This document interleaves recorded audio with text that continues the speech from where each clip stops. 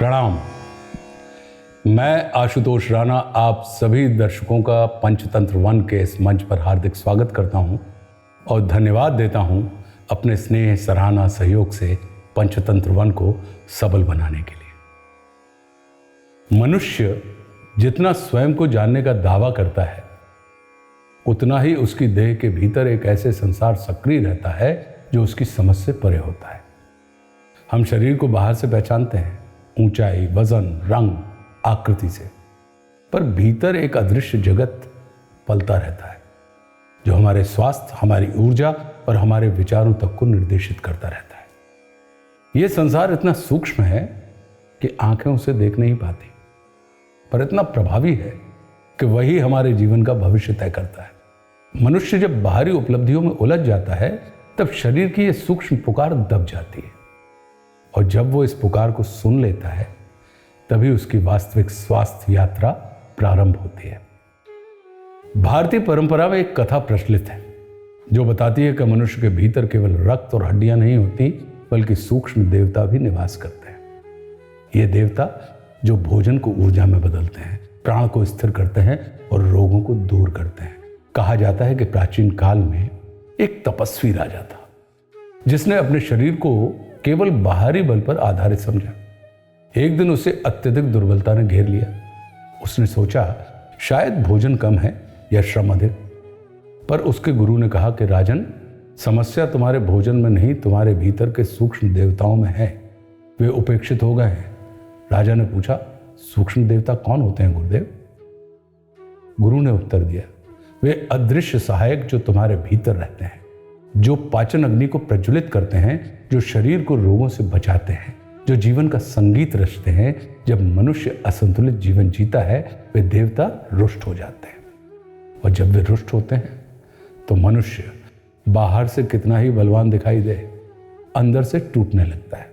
राजा ने तप, संयम और योग आहार की प्रक्रिया प्रारंभ कर दी।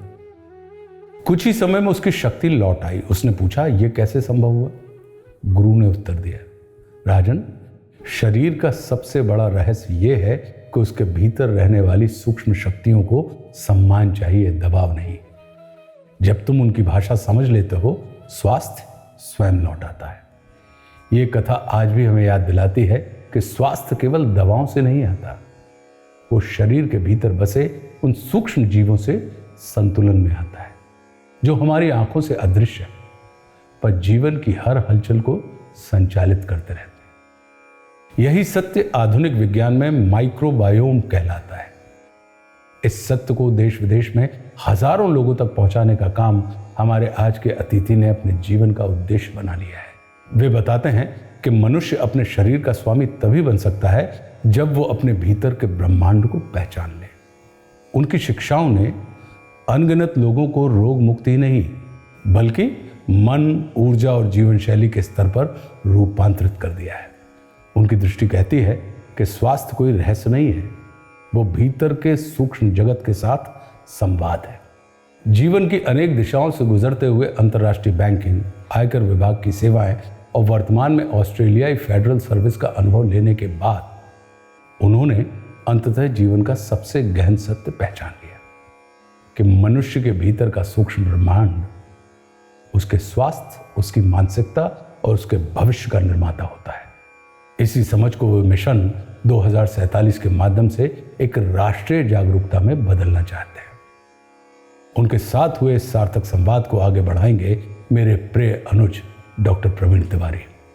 अजीत बिसेन सर, मैं आशुतोष राणा पंचतंत्र वन के इस मंच पर आपका हृदय से स्वागत करता हूं और धन्यवाद देता हूं सर आपको कि आपने अपना बहुमूल्य समय हमारे इस मंच को प्रदान किया। प्रणाम जी। तो नमस्कार और धन्यवाद आपका। आशुतोष जी का ये जो ओपनिंग स्टेटमेंट था, ये सुन के मैं एकदम सन्न हूँ। इतना ब्यूटीफुल इसको इस कहानी के फॉर्म में जो उन्होंने बताया है, ये मैं 5 साल से तो वीडियोस बना रहा हूँ यूट्यूब पे। ऐसी कथा और ऐसा उसके साथ डायरेक्ट कोरिलेशन और इस बात को समझना कि सूक्ष्म जगत है क्या चीज़, तो सलाम करता हूँ आपको, सैल्यूट है आशुतोष जी। आशुतोष जी का वैसे मैं क्या पूरी दुनिया फ़ैन है। तो संघर्ष के दिनों से जो उनकी मूवी आई थी, संघर्ष के दिनों से उनका फ़ैन हूँ मैं। जो उन्होंने वो उसमें जो कैरेक्टर प्ले किया था, वहाँ से लेके जो आज कर रहे हैं आशुतोष जी, और जो सनातन के लिए जो उनका जो शंकर भगवान के लिए जो प्रेम है, वो देख के तो मतलब कोई भी जो सनातनी होगा भारतीय उनका दीवाना है, और मैं खुद दीवाना हूँ, बहुत बड़ा फ़ैन हूँ। और आपका जो डिलीवरी है, वो रोंगटे खड़े कर देता है वो। तो बहुत धन्यवाद, मैं अपने आप को बहुत फॉर्च्यूनेट फ़ील कर रहा हूँ कि यहाँ पे आया हूँ और उनके शो में, और मुझे पता है कि जो काम वो कर रहे हैं, जो मानवता की सेवा कर रहे हैं, उसमें आज का जो शो हम करने वाले हैं, वो बहुत डीप लेवल पे जाके टच करेगा। क्योंकि जो मैं टीच करने की कोशिश कर रहा हूँ, वो सनातन लेवल पे है, और पूरा मैं विद साइंस आज आपके साथ मज़ेदार बातें करेंगे, और भारतीय जनता को एक वो परिवेश दिखाएँगे कि वो उसके मालिक अपने सेहत के वो खुद घर में बैठे कैसे हो सकते हैं। ये शरीर इस दुनिया का सबसे ब्यूटीफुल पीस ऑफ इंजीनियरिंग है। जितना मर्ज़ी बढ़िया फ़ेरारी कार बना ले, जितना मर्ज़ी बढ़िया एप्पल अपना फ़ोन बना ले या बोइंग अपने विमान बना ले, ये जो शरीर बना है ना, इसके जैसा परफेक्ट चीज़ कुछ भी नहीं है। कि सूक्ष्म जगत या माइक्रोबायोम्स जिनको हम कहते हैं वो क्या हैं? हमारे गैलेक्सी में ही तकरीबन 100 से 200 बिलियन स्टार्स हैं, और हमारे इस दिमाग में जो अभी ये ब्रेन चल रहा है, कहते हैं हम इसको, इसमें 86 बिलियन न्यूरॉन्स हैं। सनातन का मतलब साइंस है। सनातन में हम कैसे जीते थे? हम नंगे पैर रह रहे हैं, सूरज की अर्चना कर रहे हैं, नदियों की पूजा कर रहे हैं, कण कण में शंकर की बात कर रहे हैं। आज वही तो है। जितना नेचर के पास जाएंगे आप, उतना आप अपने माइक्रोबायोम को बढ़ाएंगे। बीपी हुआ, शुगर हो गया, मोटापा हो गया, कुछ भी, सबका जड़ माइक्रोबायोम है। तो जो मॉडर्न साइंस आज की बात कर रहा है, वो एग्जैक्टली वही चीज़ है कि सूक्ष्म जो जीवों का एक संसार अंदर बसा हुआ है, वो हमारे सनातन को पता था। कि मैं बोलता हूँ कुछ भी प्रॉब्लम आपके शरीर में है, तो माइक्रोबायोम को देखो कहाँ पे गड़बड़। एक अच्छे सेहतमंद इंसान से, उसके शौच में से अच्छे माइक्रोब्स, यही माइक्रोबायोम, उसको निकाल के पेशेंट में ट्रांसप्लांट कर दिया जाता है, और पेशेंट जो 20 साल 30 साल सी डिफ के दर्द से तड़प रहा था, ओवरनाइट उसका पेन चला जाता है। ओके, ये है पावर माइक्रोबायोम की। बहुत बहुत स्वागत है आपका अजीत सर। Thank you. तो सबसे पहले ये बताइए, सनातन और सूक्ष्म जगत कैसे कोरिलेट करते हैं इन दोनों को? देखिए, सनातन का मतलब साइंस है। ये मॉडर्न साइंस जो आज समझ रही है कि हम साइंस हैं, सनातन का मतलब ही साइंस है। अब आज के ज़माने में ये बोलते हैं कि जो डाइजेस्टिव पावर है, अग्नि बोलते हैं, जो आयुर्वेद का कॉन्सेप्ट है कि अग्नि ही सब कुछ है। मॉडर्न साइंस क्या कह रहा है कि जो अग्नि है, उसका रेगुलेटर कौन है? उसका रेगुलेटर माइक्रोबायोम है। ठीक है? जो सनातन है, सनातन में हम कैसे जीते थे? हम नंगे पैर रह रहे हैं, सूरज की अर्चना कर रहे हैं, नदियों की पूजा कर रहे हैं, कण कण में शंकर की बात कर रहे हैं। आज वही तो है। ये जो माइक्रोबायोम का हम बात करेंगे आज, जितना नेचर के पास जाएंगे आप, उतना आप अपने माइक्रोबायोम को बढ़ाएंगे। तो जो मॉडर्न साइंस आज की बात कर रहा है, वो जो अभी आपने कहानी में जो राणा जी ने बताया है, वो एग्जैक्टली वही चीज है कि सूक्ष्म जो जीवों का एक संसार अंदर बसा हुआ है, वो हमारे सनातन को पता था। इसीलिए जो कण कण में शंकर, हर एक की पूजा करो, किसी को नष्ट मत करो, वो कॉन्सेप्ट अब ये मॉडर्न साइंस बोल रहा है कि एनवायरनमेंट हम खराब कर रहे हैं, हम इसकी पूजा करें, नदियों को खराब ना करें। जो मॉडर्न साइंस बोलता था कि भैया गाय का गोबर तो पिछड़ा वर्ग है, पिछड़े लोग यूज करते हैं, आज ऑर्गेनिक फार्मिंग का बेसिक वही है, बेस वो है। तो बेसिक मेरा ये बहुत बड़ा, मैं बोलता हूँ अपने चैनल पे कि हमारा सर्वाइवल, एग्जिस्टेंस गौ माता के थ्रू ही जाता है, और आज बात करेंगे तो प्रूव करेंगे। तो वो गौ माता से लेके आज तक जो भी बातें हम करेंगे, सब सनातन के बारे के कैसे लिंक हो रहा ठीक है है मॉडर्न साइंस जी। तो। पर एक चीज आपसे रिक्वेस्ट करूंगा, क्योंकि आपकी सारी जनता के लिए, व्यूअर्स के लिए बिल्कुल नया कॉन्सेप्ट होगा, तो एक अगर स्ट्रक्चर्ड वे में चलेंगे तो हमें बहुत मजा आएगा। तो कुछ चीजें मैं बता दूंगा, उसके बाद से आप क्वेश्चन पूछेंगे तो वो जाके हिट करेगा लोगों को। मैं वही कह रहा था कि अब एक एक करके आगे बढ़ते हैं। जी, मैं एग्जैक्टली कहना भी यही चाह रहा था, आपने मेरे मुंह की बात छीन ली जी। तो हम पहले तो शुरुआत इस बात से करते हैं कि सूक्ष्म जगत या माइक्रोबायोम्स जिनको हम कहते हैं, वो क्या हैं और कितना आइडेंटिफाई हम कर पाए। और आपने कहा कि पहले ऋषि मुनि या सनातन की परंपरा में हम जानते थे, जी। वो जानना और आज माइक्रोस्कोपिक वर्ल्ड या उससे भी ज्यादा डिटेल्ड सूक्ष्म जगत को देखने की कोई प्रक्रिया होगी, उसके जरिए देखने में क्या समानता है, कहाँ कहाँ चीजें पाई और कहाँ आपको ये क्लिक किया कि अरे एग्जैक्टली यही चीज तो यहाँ पर कही जा रही थी जो आज यहाँ पर है। जी देखिए, शुरुआत यहीं से करते हैं। माइक्रोबायोम है क्या चीज़? यथा पिंडे तथा ब्रह्मांडे, तथा ब्रह्मांडे यथा पिंडे। आपका जो पिंड है ना, it's exactly replica of the universe. People fail to understand, लोगों को समझ नहीं आ रहा है कि जो हम बने हैं, हम अलग से नहीं बने हुए हैं, बिल्कुल नेचर के साथ रेप्लिका है। अब कहेंगे कैसे? हमारे गैलेक्सी में ही तकरीबन 100 से 200 बिलियन स्टार्स हैं, और हमारे इस दिमाग में जो अभी ये ब्रेन चल रहा कहते हैं हम इसको, इसमें 86 बिलियन न्यूरॉन्स हैं, विच एग्जैक्टली लाइक स्टार्स जो उनका सिस्टम है। अब माइक्रोबायोम की पहले बात करते हैं, वहां से शुरू करते हैं। तो बेसिकली सूक्ष्म जीवों का एक ऐसा संसार हमारे अंदर छुपा है, जिसकी अभी दुख की बात यह है कि जो मॉडर्न साइंस में जो भी दवाइयां हो रही हैं, and I am nowhere against medical science, what I am saying is कि उनके सिलेबस का पार्ट नहीं है अभी। ठीक है? तो ये जो भी दवाइयां हम खा रहे हैं, इससे हमारे माइक्रोब्स का नुकसान हो रहा है। तो एक स्टेप पहले जाते हैं पीछे कि माइक्रोबायोम होता क्या है। Basically we are just 1% human. 1% human. 1% human. क्यों बोल रहा हूं मैं? हमारे मानव शरीर में सिर्फ 20 से 22 हजार ह्यूमन जीन्स होती हैं। हमारे शरीर में ही 20 लाख से ज्यादा माइक्रोब्स के जीन्स हैं। ओके। तो कहां 20,000 जीन्स और कहां 20 लाख से ज्यादा जीन्स? 1:100 का रेशो हो गया। So we are actually not even 1% human. अब आप कहीं भी जाते हैं तो डॉक्टर्स क्या बोलते हैं कि आपके पिताजी को बीपी था, उनके जीन्स में है, वो ट्रेस करने की कोशिश करते हैं, ट्रैक करने की। लेकिन उन्होंने कभी ये पूछा कि आपके माइक्रोब्स कैसे हैं? अभी तक नहीं पूछ रहे हैं ना। लेकिन अब फ्यूचर आ चुका है इस बात का। अभी यूएस में एफडीए जो वहां का रेगुलेटर है, वो एक बहुत खतरनाक बीमारी होती है C. diff, एक ऑटोइम्यून कंडीशन होता है जिसमें पेनफुल पेन्स होते हैं पेशेंट को, और ऑटिज्म।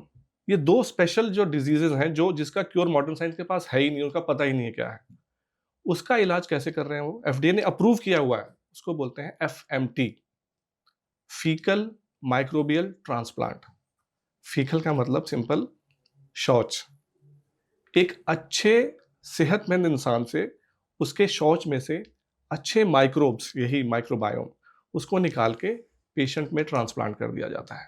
और पेशेंट जो 20 साल 30 साल C. diff के दर्द से तड़प रहा था, ओवरनाइट उसका पेन चला जाता है। कैसे? क्योंकि उसके अंदर अच्छे वाले माइक्रोब्स आ गए। ओके। ये है पावर माइक्रोबायोम की। तो जो मैं अपने चैनल पे पिछले 5 साल से एजुकेट करने की कोशिश कर रहा हूं, because I am a firm believer कि medical education is more powerful than medical treatment. Because आप ट्रीटमेंट की तरफ जाए ही ना, आप पहले अपने आप को ठीक कर लें। तो कमिंग बैक टू दिस कि this is the power of microbiome.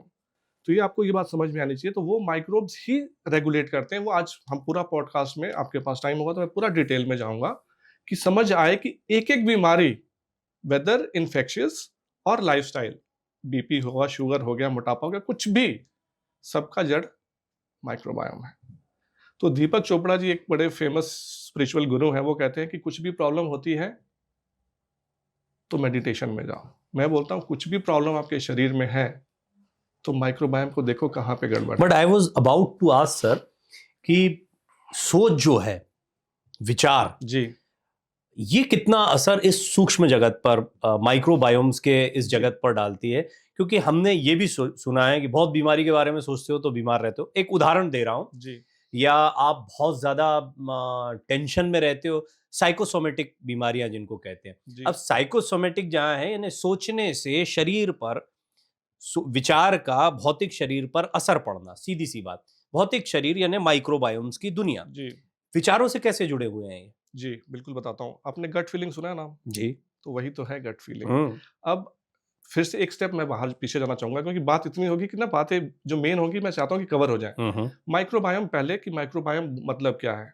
Microbes, उनके जीन्स को माइक्रोबायोम बोलते हैं, जो भी हमने बोला। और उनकी संख्या, जैसे मैंने बोला, जीन्स 1:100 है। उनकी असल में संख्या 100 खरब है। 100 खरब मतलब ट्रिलियन में 12 जीरोस होते हैं, उसके बाद 2 जीरोस है, 14 जीरो 1। तो उतनी संख्या हमारे अंदर है। नेचर, जो आशुतोष राणा जी ने भी बात की, जो सूक्ष्म जीव है, जो हमारा ये नेचर है, ये कोई एक्सीडेंट नहीं है। ये शरीर इस दुनिया का सबसे ब्यूटीफुल पीस ऑफ इंजीनियरिंग है। जितना मर्जी बढ़िया फरारी कार बना ले, जितना मर्जी बढ़िया एप्पल अपना फोन बना ले, या बोइंग अपने विमान बना ले, ये जो शरीर बना है ना, इसके जैसा परफेक्ट चीज कुछ भी नहीं है। तो एक जो मॉडर्न साइंस बोलता है कि आपके शरीर में ये गड़बड़ है, ये ऐसे गड़बड़ काम कर रहा है, वो गड़बड़ काम क्यों कर रहा है, उसका रीजन माइक्रोबायोम है। जैसे एक एग्जांपल मैं देता हूं मॉडर्न साइंस की, वो कहते थे कि अपेंडिक्स जो है ना, ये यूजलेस ऑर्गन है। तो जो किसी को दर्द होता था तो उसको निकाल के बाहर कर देते कि यूजलेस है। Turns out appendix is the seat of microbiome. Okay. तो वो लगता था मॉडर्न साइंस की बात कर रहे हैं, अभी 20 साल पहले तक अभी उसको कहते थे कि बकवास चीज है ये, ठीक है, sorry to use this word. Sir gall bladder के बारे में भी यही कहते हैं। कोई भी, वही मैं कह रहा हूँ, कोई भी चीज नहीं है। मेरा निकला हुआ है इसलिए मैंने बोल दिया। तो आपको फंगल इन्फेक्शन ज्यादा होगा। ओके। होता क्या, जब अब डायरिया होता है ना, तो सारे फ्लश आउट हो जाते हैं माइक्रोब्स अच्छे वाले। अच्छे वाले को शरीर ने रिजर्व में अपेंडिक्स में रखा हुआ था, जो बाहर डायरिया से निकला तो वहां से रिप्लेनिश कर देता है। इतना ब्यूटीफुल सिस्टम है। तो फिर से आते हैं, 80 ट्रिलियन है हमारे, 100 से 80 ट्रिलियन मेन कॉलम में रहते हैं, और उसमें बैक्टीरिया, फंजाई, एल्गी, जो आर्किया, वायरसेस, बहुत कुछ है, और हर एक का काम डिफरेंट है। हमारे शरीर में उसकी अगर आपने सेहतमंद रहना, तो एक मंत्र में देता हूं, डाइवर्सिटी। जो डाइवर्सिटी हमारे भारत में है, जो हमारे सनातन में, जो डाइवर्सिटी हमारे सनातन देवताओं की है, देवियों की है, एग्जैक्टली वही है। ब्रह्मा विष्णु महेश अंदर है। तो जितना डाइवर्स माइक्रोबायोम होगा, उतना अच्छा आपका सेहत रहेगा। समझाइए ना डाइवर्स माइक्रोबायोम। डाइवर्स मतलब विभिन्न प्रकार के। जैसे मतलब ये नहीं है कि सिर्फ एक ही माइक्रोबायोम, एक ही तरह का बैठा हुआ है इंसान और 1 ट्रिलियन बैठे हुए। कहां से आएंगे, मतलब मैं जानना ये चाह रहा हूं कि कैसे डिफरेंट होंगे। यस। सो जैसे ये जो माइक्रोबायोम अंदर है, जो डाइवर्सिटी की बात कर रहा हूं, it's like an English garden. अगर आप इंग्लैंड में जाएंगे तो देखेंगे उनका जो गार्डन बहुत ब्यूटीफुल मेंटेन रखते हैं। तो लाल रंग के भी फ्लावर्स होते हैं, पीले रंग के भी होते हैं, नीले रंग के भी होते हैं, घास भी होती है, पेड़ भी होते हैं, मतलब डाइवर्सिटी है। अगर मैं अपने भारतीय उसके परिवेश में बोलूं, तो आप किसी जंगल में जाते हैं, तो किसी जंगल में आपने देखा कि एक जमीन पे कहीं पे 1 इंच भी जगह खाली है, घास फूस पेड़ पौधों से भरी पड़ी है। फिर उसमें कीड़े मकोड़े भी हैं, फिर उसमें शेर चीते भी हैं, हाथी भी हैं। एग्जैक्टली वैसा है, एक तरह का नहीं है ये। हडजा कम्युनिटी है एक अफ्रीका में, तंजानिया में। मसाई कम्युनिटी है कीनिया में।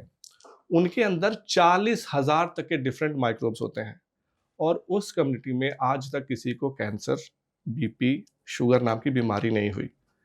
और वो, जैसे हम पहले, मैं सनातन की बात कर रहा था, मिट्टी से जुड़ के रहते हैं वो लोग, कोई बाहर का प्रोसेस्ड फूड नहीं खाते, कोई कुछ नहीं खाते। हमारे अंदर जो प्रॉब्लम है वो 40,000 में है, कोई बीमारी नहीं है, जो डाइवर्सिटी विभिन्न प्रकार के। हमारे अंदर भारत में तकरीबन 1000 से 1500 तक की संख्या आ चुकी है, उतना भी ठीक है। अब क्या होता है कि जो हम लोग, जैसे मेरे जैसे लोग जैसे अमेरिका गए, तो वहां का खाना खाना स्टार्ट किया, उसको बोलते हैं सैड, स्टैंडर्ड अमेरिकन डाइट। वो नाम ही सैड है, और हम उसके पीछे भारत में आज भाग रहे हैं। हमारे जैसे लोगों को, जो नए वहां पे इमिग्रेट होते हैं, तो 6 महीने के बाद उनका प्रोफाइल लिया उन्होंने, पहले लिया और फिर 6 महीने के बाद। ओके। तो जो मेरे में अंदर 1500 के डाइवर्स माइक्रोब्स थे, वो घट के 300 से 400 रह गए, और 1-2 साल के बाद बीमारियां होनी शुरू हो गई। और मैं प्राइम एग्जांपल हूं। So called standard American diet, मुझे लगता था सुबह उठ के कॉर्नफ्लेक्स खा रहे हैं, हमें लगता कि हेल्दी फूड, मुझे लगता था तब। मेरे को विदिन 2 इयर्स मेरा वेट 93 kg हो गया था, फ्रॉम 75। मेरे को एलर्जी के शॉट्स 2 लगते थे, मैं हाई ब्लड प्रेशर की दवाई लेने लग गया था, मेरे को हाई कोलेस्ट्रॉल हो गया था। एंजाइटी में, ऑफ कोर्स, जब आप 93 kg होंगे तो एंजाइटी आना शुरू हो जाता है। वहां से मेरी ये जर्नी शुरू होती है कि गड़बड़ कहाँ है। मुझे तो लग रहा है कि मैं सब कुछ ठीक कर रहा हूँ। तो जब मैंने रिसर्च करना शुरू किया, तो समझ में आया कि ये जो कुछ भी प्रोसेस्ड फूड मिल रहा है, ये आपको उस बीमारी के जाल में डालने का एक साधन है, जिसके बाद की जो हॉस्पिटल और ये सब जो फार्मास्यूटिकल इंडस्ट्री है, आपको जिंदगी भर बीमार रखना चाहते हैं। मार्केटिंग का सर एक बहुत बड़ा नियम है, जितना कस्टमर लॉन्ग टर्म रहेगा उतना आपको रिटर्न देगा। आज भारत में भी वही चीज हो गया है, कैच देम यंग। जितना जल्दी बच्चे को अपना कस्टमर बना लोगे, उतना देर तक आप उसको, एक कस्टमर से उतना प्रॉफिट लेते रहोगे, ROI है ना। यस। तो अब जो बच्चा 6 साल में डिप्रेशन में आ गया, वो तो सारी जिंदगी दवाई खाएगा। Coming back to this point which you are saying, कि भाई सोचने का, डिप्रेशन का, एंजाइटी से क्या लिंक है सूक्ष्म जीवों का, है ना। बड़ा सिंपल और बड़ा डायरेक्ट लिंक है, इसको बोलते हैं। और ये जो कुछ भी मैं बोल रहा हूं, आप जाके उस फ्रेज को, उस चीज को गूगल में सर्च करिए, साइंटिफिक एविडेंस के साथ है। क्योंकि माइक्रोबायोम एक ऐसा फील्ड है आज की डेट में जो मेडिकल साइंस में आज तक का सबसे ज्यादा रिसर्च टॉपिक है, आज तक का कह रहा हूं मैं। And it exploded last 20 years. और जो आज हम बात कर रहे हैं, फिर से बात कर दूं कि 20 साल के बाद ये मेन मेडिकल साइंस इसी को यूज करेगा। जो मैंने आपको 2 एग्जांपल दिए कि एफडीए ने अप्रूव किया, आपका क्या करेंगे, आपका गट माइक्रोबायोम का प्रोफाइल निकालेंगे और कौन सा कम है कौन सा ज्यादा है, उसके हिसाब से आपको दवाई कस्टमाइज मिलेगा। तो coming back to again gut brain access, आपके अंदर जो अच्छे माइक्रोब्स होते हैं वही उसको, आपको जो खाना खाते हैं आप उसको तोड़ के आपको सेरोटोनिन बनाते हैं। Serotonin is known as happiness hormone. 90% of your serotonin is made in your gut. 90%, not in your brain.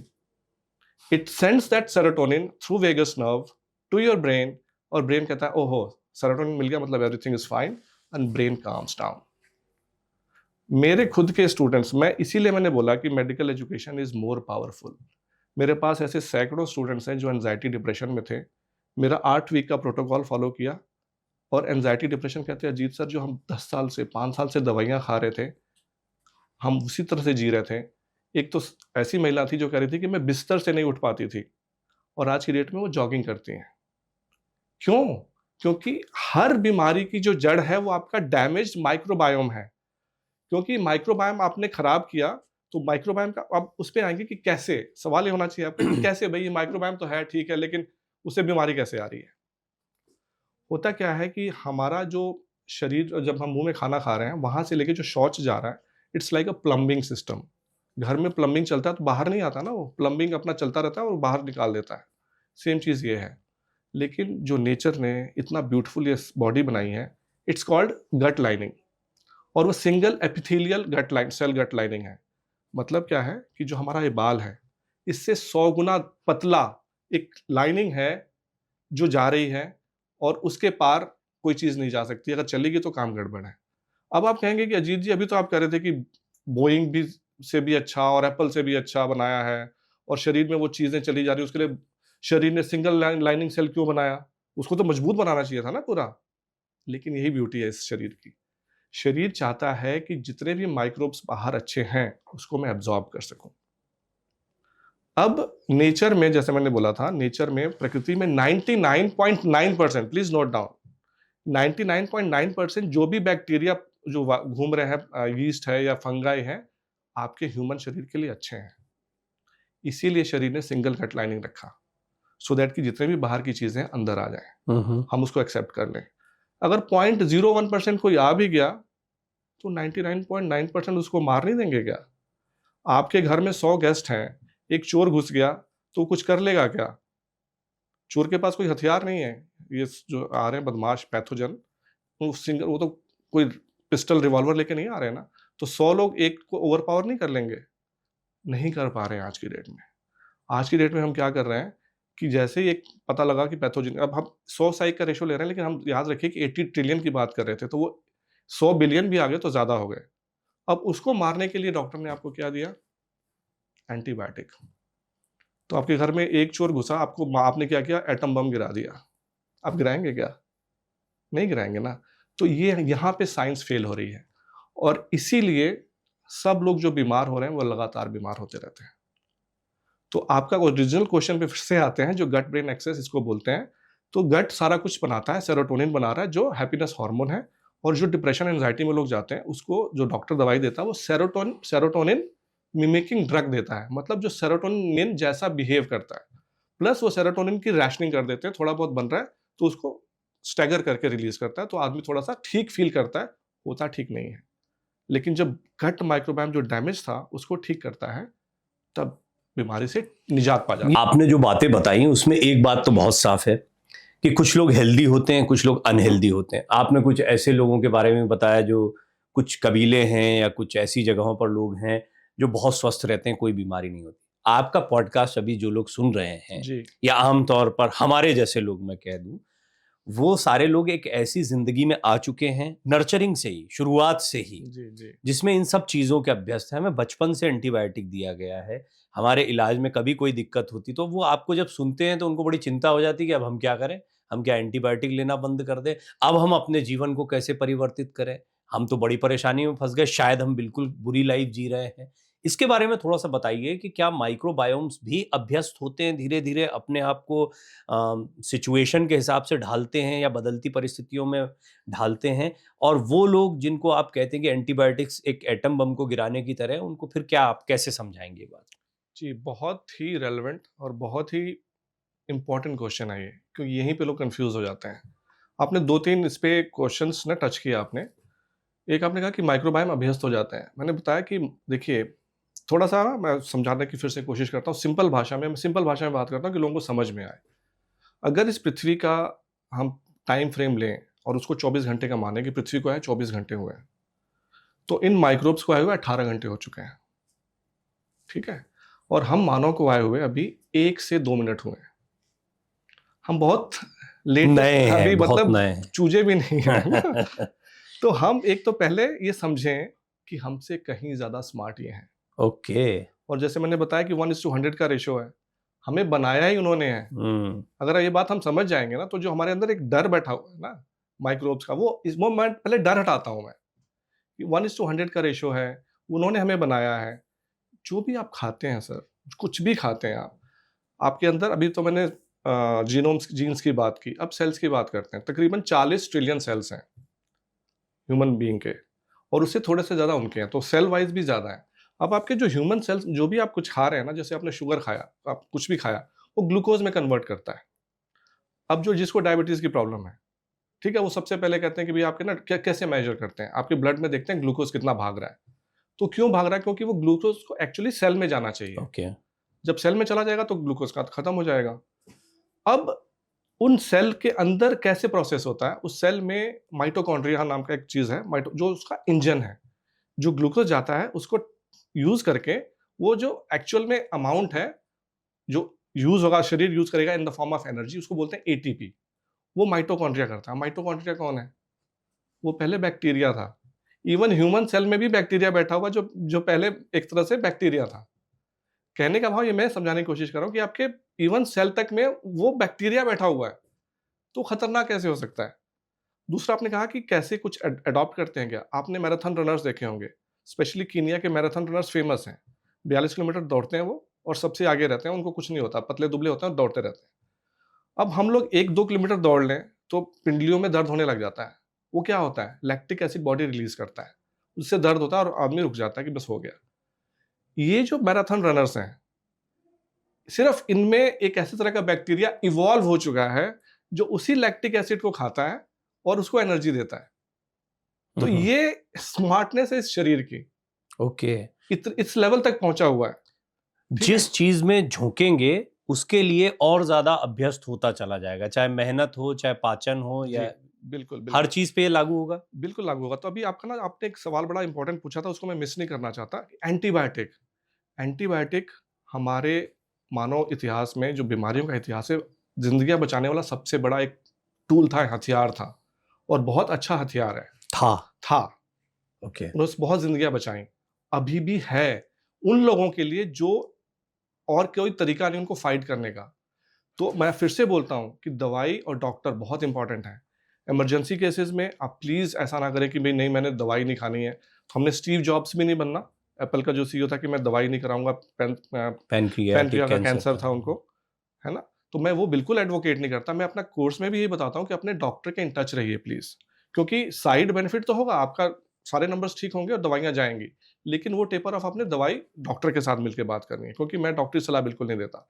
मैं आपको एक ऐसी चीज़ सिखा रहा हूँ, जो आप घर में बैठे जो खाना भी बनाएँगे, उसमें कैसा थोड़ा-सा ट्विस्ट करके उसको हेल्दी बना सकते हैं, या कैसे एडिशनल कुछ चीज़ डाल देंगे या बना लेंगे, उससे हेल्दी हो जाएगा। तो वो सब हम बात करेंगे।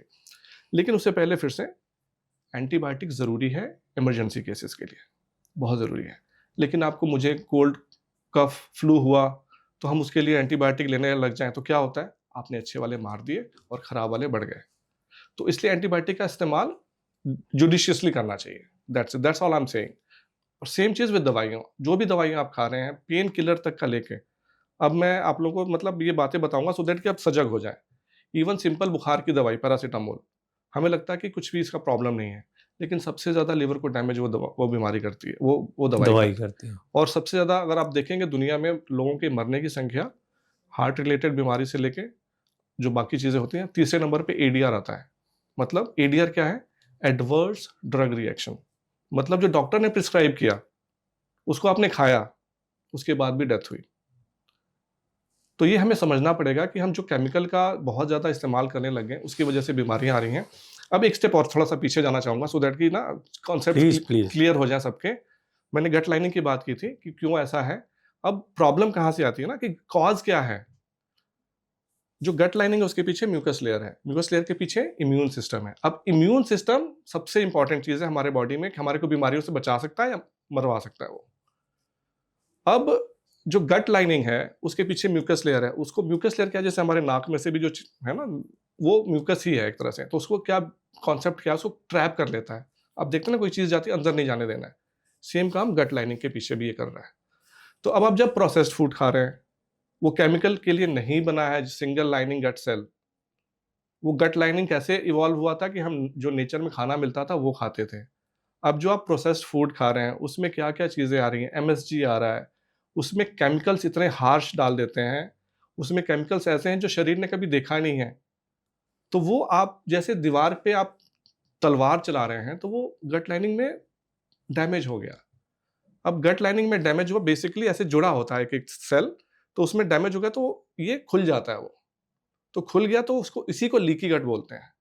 अब लीकी गट मतलब आपके आंतों में छेद हो गया। वो छेद जहाँ नहीं होना चाहिए था। अब उसके पीछे भी मैंने बोला शरीर बहुत स्मार्ट है, म्यूकस लेयर था, उसमें ट्रैप हो जाता था। लेकिन आपका लाइफ़स्टाइल इतना खराब था कि वो म्यूकस लेयर भी धीरे-धीरे खत्म हो गया और उसके पीछे आपका इम्यून सिस्टम बैठा था। टी सेल्स और बी सेल्स जो आके कोई भी खराब चीज़ आएगी तो मार देंगे। अब आपने क्या किया कि आप सातों दिन तो वही खाना खा रहे हैं, सातों दिन तो आपका लाइफ़स्टाइल वही है। आप लेट सो रहे हैं, लेट उठ रहे हैं, आप एक्सरसाइज़ पे नहीं जा रहे हैं, आपका सोने का घंटा भी 7 से 8 घंटे के बजाय 4-5 घंटे रह गया है। हमें लगता है कि हम योगी लेवल पे, मतलब योगी वो नहीं कह रहा हूँ मैं, कि योगिक लेवल पे पहुँच गए कि हमें 3 घंटा सोना बहुत है। वो पॉसिबल नहीं है, वो आपको स्ट्रेस में डालता है। हमारा लाइफ़स्टाइल ही स्ट्रेस वाला हो गया जो आपकी बात कर रहे थे। तो ये सब चीज़ें वो गट लाइनिंग को वीक करती हैं। ओके। तब उसमें से फिर क्या होता है कि जो खाना, जो मैंने बोला था प्लम्बिंग सिस्टम है, वो उसी में से बाहर निकालेगा। अब वो उसमें जाने लग गया, आपके ब्लड स्ट्रीम में घुसने लग गया। तो डी सेल्स और बी सेल्स को हमला करके बचा सकते थे, लेकिन आपने चौबीसों घंटे उस पे, क्योंकि रात को 2 बजे खाना खा रहे हैं आप। हमारा शरीर बना था दिनचर्या के हिसाब से सनातन, कि सुबह उठिए, सूरज उठने से पहले आपको उठ जाना है, सूरज ढलने के बाद आपने खाना नहीं खाना है। तो ये बैक्टीरिया मैंने बताया ना 18 घंटे से इस पृथ्वी पे हैं, हम सिर्फ 1 मिनट से हैं। हमने उनको खराब करने की कोशिश की, वो बदलने वाले नहीं हैं, क्योंकि उनका हार्ड कोड डीएनए उसमें है कि हमने ऐसे ही जीना है। तो क्या होता है, जो 80 ट्रिलियन है और उनकी संख्या 80% अच्छी होनी चाहिए उसमें, वो घट-घट के आपने 80% से भी कम कर दिया। किसने किया? हमने किया ना। कैसे किया? प्रोसेस्ड फूड खाया, नींद नहीं ली, एक्सरसाइज़ नहीं किया, ये सब चीज़ें चाहिए। तो वो जो अंदर अब बॉडी के अंदर घुसने लग गए, ये क्या? अनडाइजेस्टेड फूड पार्टिकल्स, प्लस हमारे खाने में देखेंगे आप हैवी मेटल्स और ये केमिकल्स और एमएसजीज़ और ये हम प्लास्टिक के बॉटल से पानी पी रहे हैं, बीपीए, बीएफए, हमारे किचन में नॉन स्टिक में जो आ रहे हैं वो, हम जो अपने ऊपर मेकअप लगा रहे हैं उसमें फ्रेग्रेंसेस, जिसमें फैलेट्स नाम की एक चीज़ होती है जो कार्सिनोजेनिक है। The list goes on and on. So आप क्या कर रहे हैं कि जो इम्यून सिस्टम बना था कि कभी-कभी लड़ने के लिए, जो पाकिस्तान बॉर्डर पे फायर करता था कभी साल में 2 बार 4 बार, वो रोज़ फायर कर रहा है। और उसने क्या किया कि आपके कमांडर्स को भी मार दिया। कमांडर्स माइक्रोब्स होते हैं। तो अब कमांडर मर के जो फुट सोल्जर्स हैं, उनको भी गोलियां लग चुकी हैं। वो अंधे हो चुके हैं, बहरे हो चुके हैं। अब वो चारों तरफ जहां से भी आवाज आती है वो गोली चलाएंगे ना। तो इम्यून सिस्टम का वही काम हो जाता है, क्योंकि आपने चौबीसों घंटे उसके ऊपर ऐसी केमिकल की बारिश कर दी है कि वो बेचारे खत्म हो चुके हैं। माइक्रोब्स खत्म हो गए, 80% से भी कम रह गए। इसी कंडीशन को बोला जाता है ऑटो इम्यून कंडीशन। ऑटो मतलब खुद पे ही हमला कर रहा है अपना ही इम्यून सिस्टम। और मैंने फिर से वो बात बोली थी कि हमारा शरीर बहुत ब्यूटीफुल है। इम्यून सिस्टम आपका खुद ही अटैक आप पे कर रहा है, इसका मतलब कि आपने बहुत मेहनत की है उसको डैमेज करने के लिए। आपने 20 साल लगाया है खराब खाना खा के, आपने 30 साल लगाया है कि सोना आपने 4 घंटे कट कर दिया। क्योंकि सोने पे फिर से अगर बात करें तो नोवाक जोकोविच टेनिस का नंबर 1 प्लेयर कितने साल तक रहा है। माइकल फेल्प्स जो कि ओलंपिक में उससे ज़्यादा स्विमिंग में किसी ने गोल्ड मेडल नहीं जीता है, 10 से 12 घंटे सोते हैं वो लोग, 10 से 12 घंटे। और हम सोचते हैं कि हम जितना मर्जी सोएंगे शरीर काम नहीं करता शरीर काम। तो बेसिकली ये सब चीज़ें करके हमने गट माइक्रोबायोम को डैमेज किया। शरीर में अनडाइजेस्टेड फूड पार्टिकल्स, एलपीएस बोलते हैं टेक्निकल टर्म में, लाइपोपॉलीसैकेराइड्स, और एंडोटॉक्सिन जो टॉक्सिन या खराब वाले बैक्टीरिया बनाने लग जाएंगे। तो उसमें जहाँ पे अगर यहाँ घुटने पे गया, वहाँ पे डिपॉजिट हुआ, तो ऑटो इम्यून जो इम्यून सिस्टम है वहाँ पे अटैक करेगा कि यहाँ पे टॉक्सिन्स आए हुए हैं, तो वो क्या बन गया, अर्थराइटिस, रूमेटाइड अर्थराइटिस। तो ऐसे ऑटो इम्यून कंडीशन आज की डेट में यूएस में 100 हो चुके हैं, और रीज़न सिर्फ एक है उसका, हमारा लाइफस्टाइल खराब है और हमने अपने केमिकल्स भर दिए हैं अपने बॉडी में।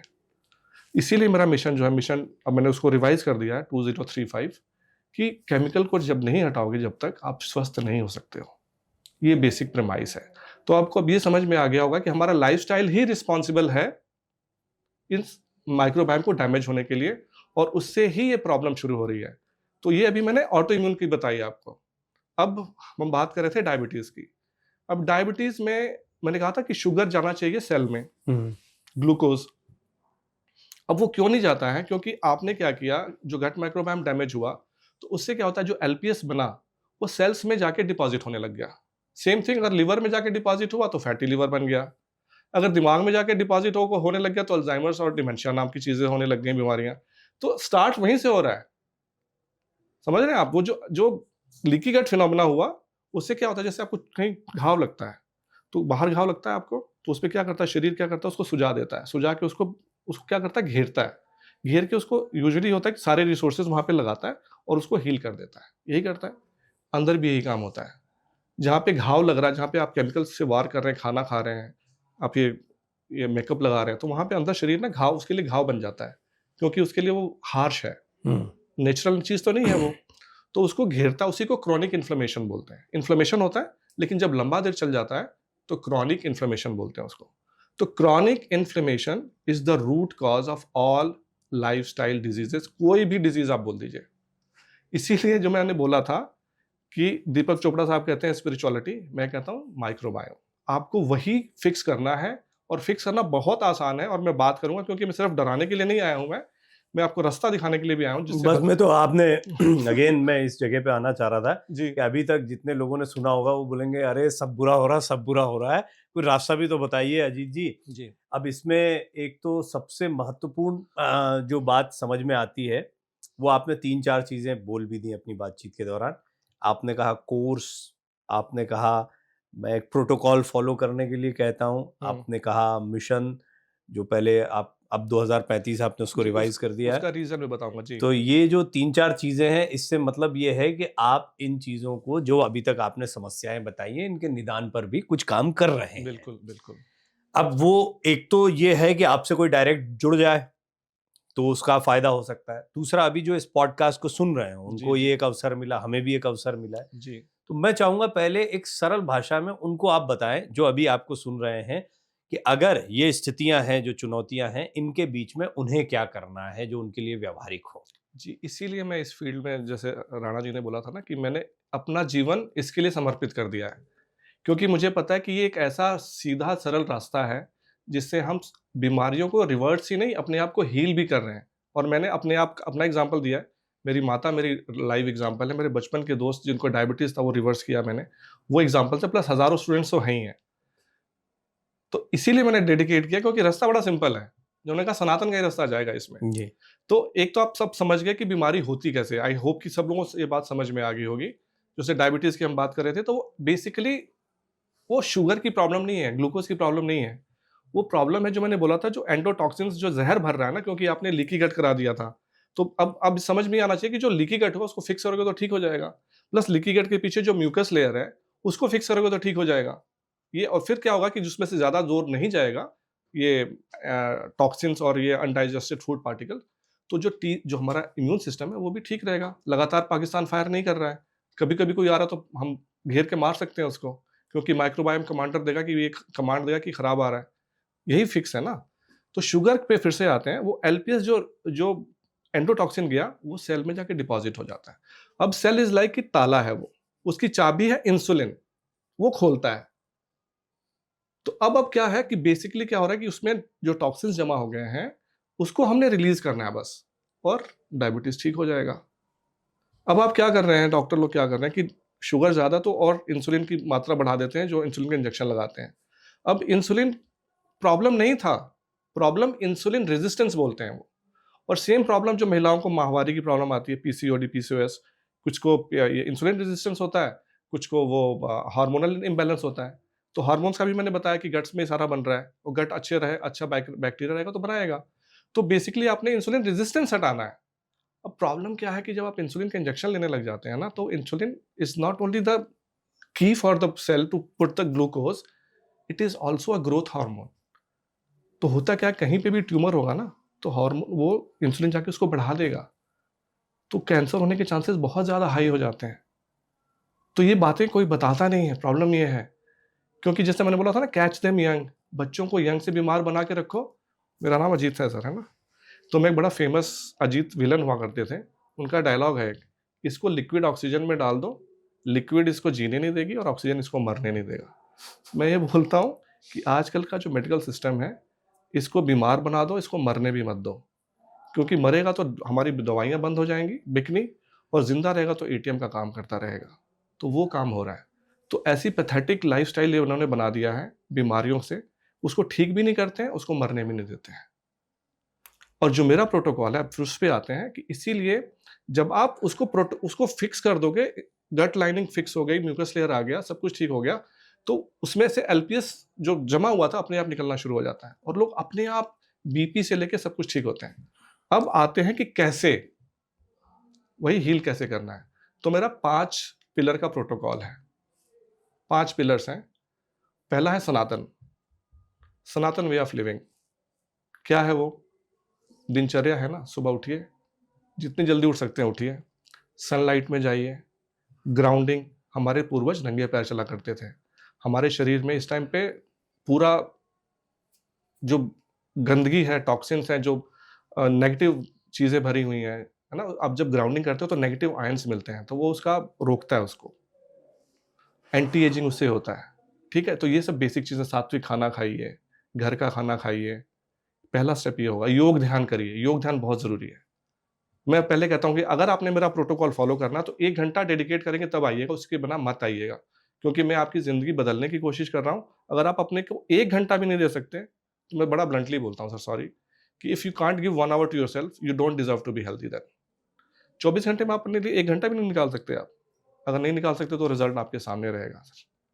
तो योग ध्यान ये सब करेंगे, 1 घंटा लगाइए उस पे, उसमें मूवमेंट, फिर सेकंड मूवमेंट आ गया, मतलब चलिए एटलीस्ट आधा घंटा।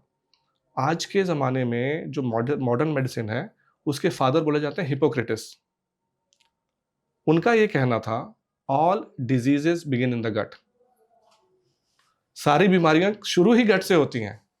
मैं ये पूछना चाहता हूं आजकल के डॉक्टर से, अगेन हाथ जोड़ के, कि आपने कभी पूछा कि आपके गट में क्या प्रॉब्लम है? कभी नहीं पूछा। All disease begin in the gut. तो वही फिक्स करने की हम कोशिश कर रहे हैं। सेकेंड उसका ये कहना था, let food be thy medicine. आपका खाना ही आपकी दवाई है। तो हमारे सनातन में क्या है, किचन को हम क्या बोलते थे? औषधि केंद्र है किचन का। इसीलिए जो मेरा मिशन है 2035, मैं गृहिणियों को इक्विप करना चाहता हूँ, एम्पावर करना चाहता हूँ, 50 करोड़ लोगों तक पहुंचना चाहता हूँ।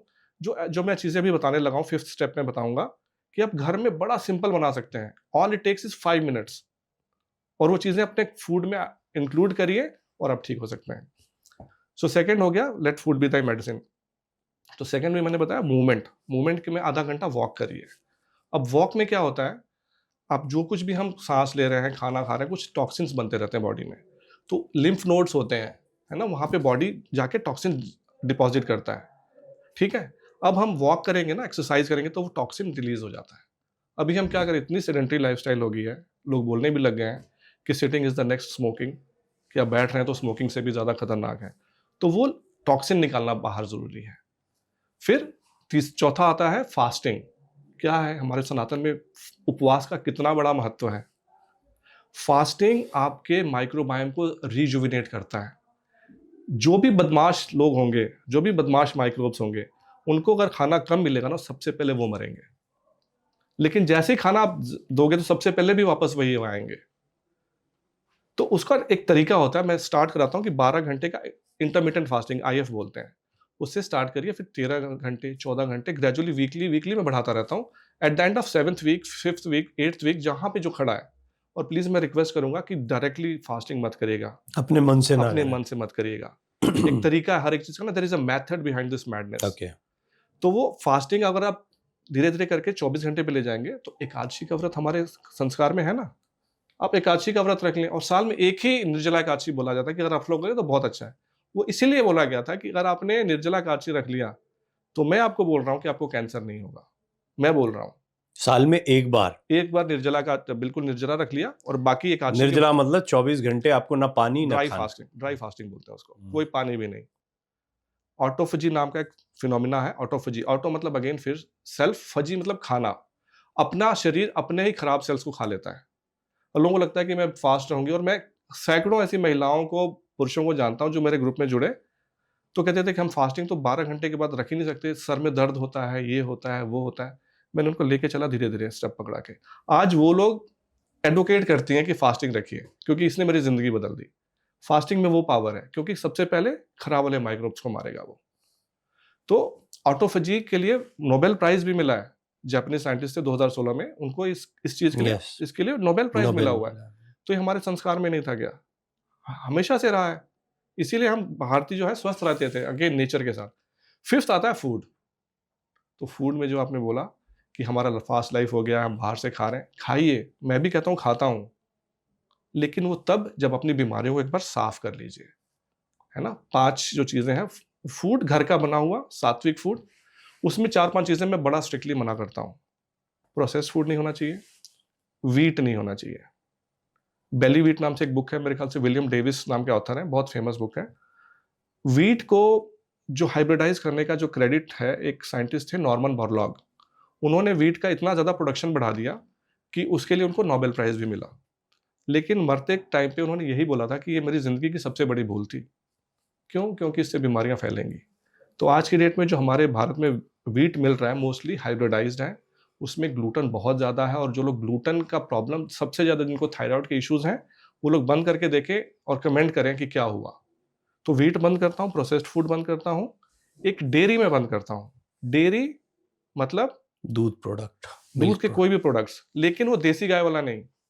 जो हमारा देसी गाय का दूध है, देसी गाय का मक्खन है, हमारे श्री कृष्ण ने खुद मक्खन खाते हुए दिखाया गया उनको।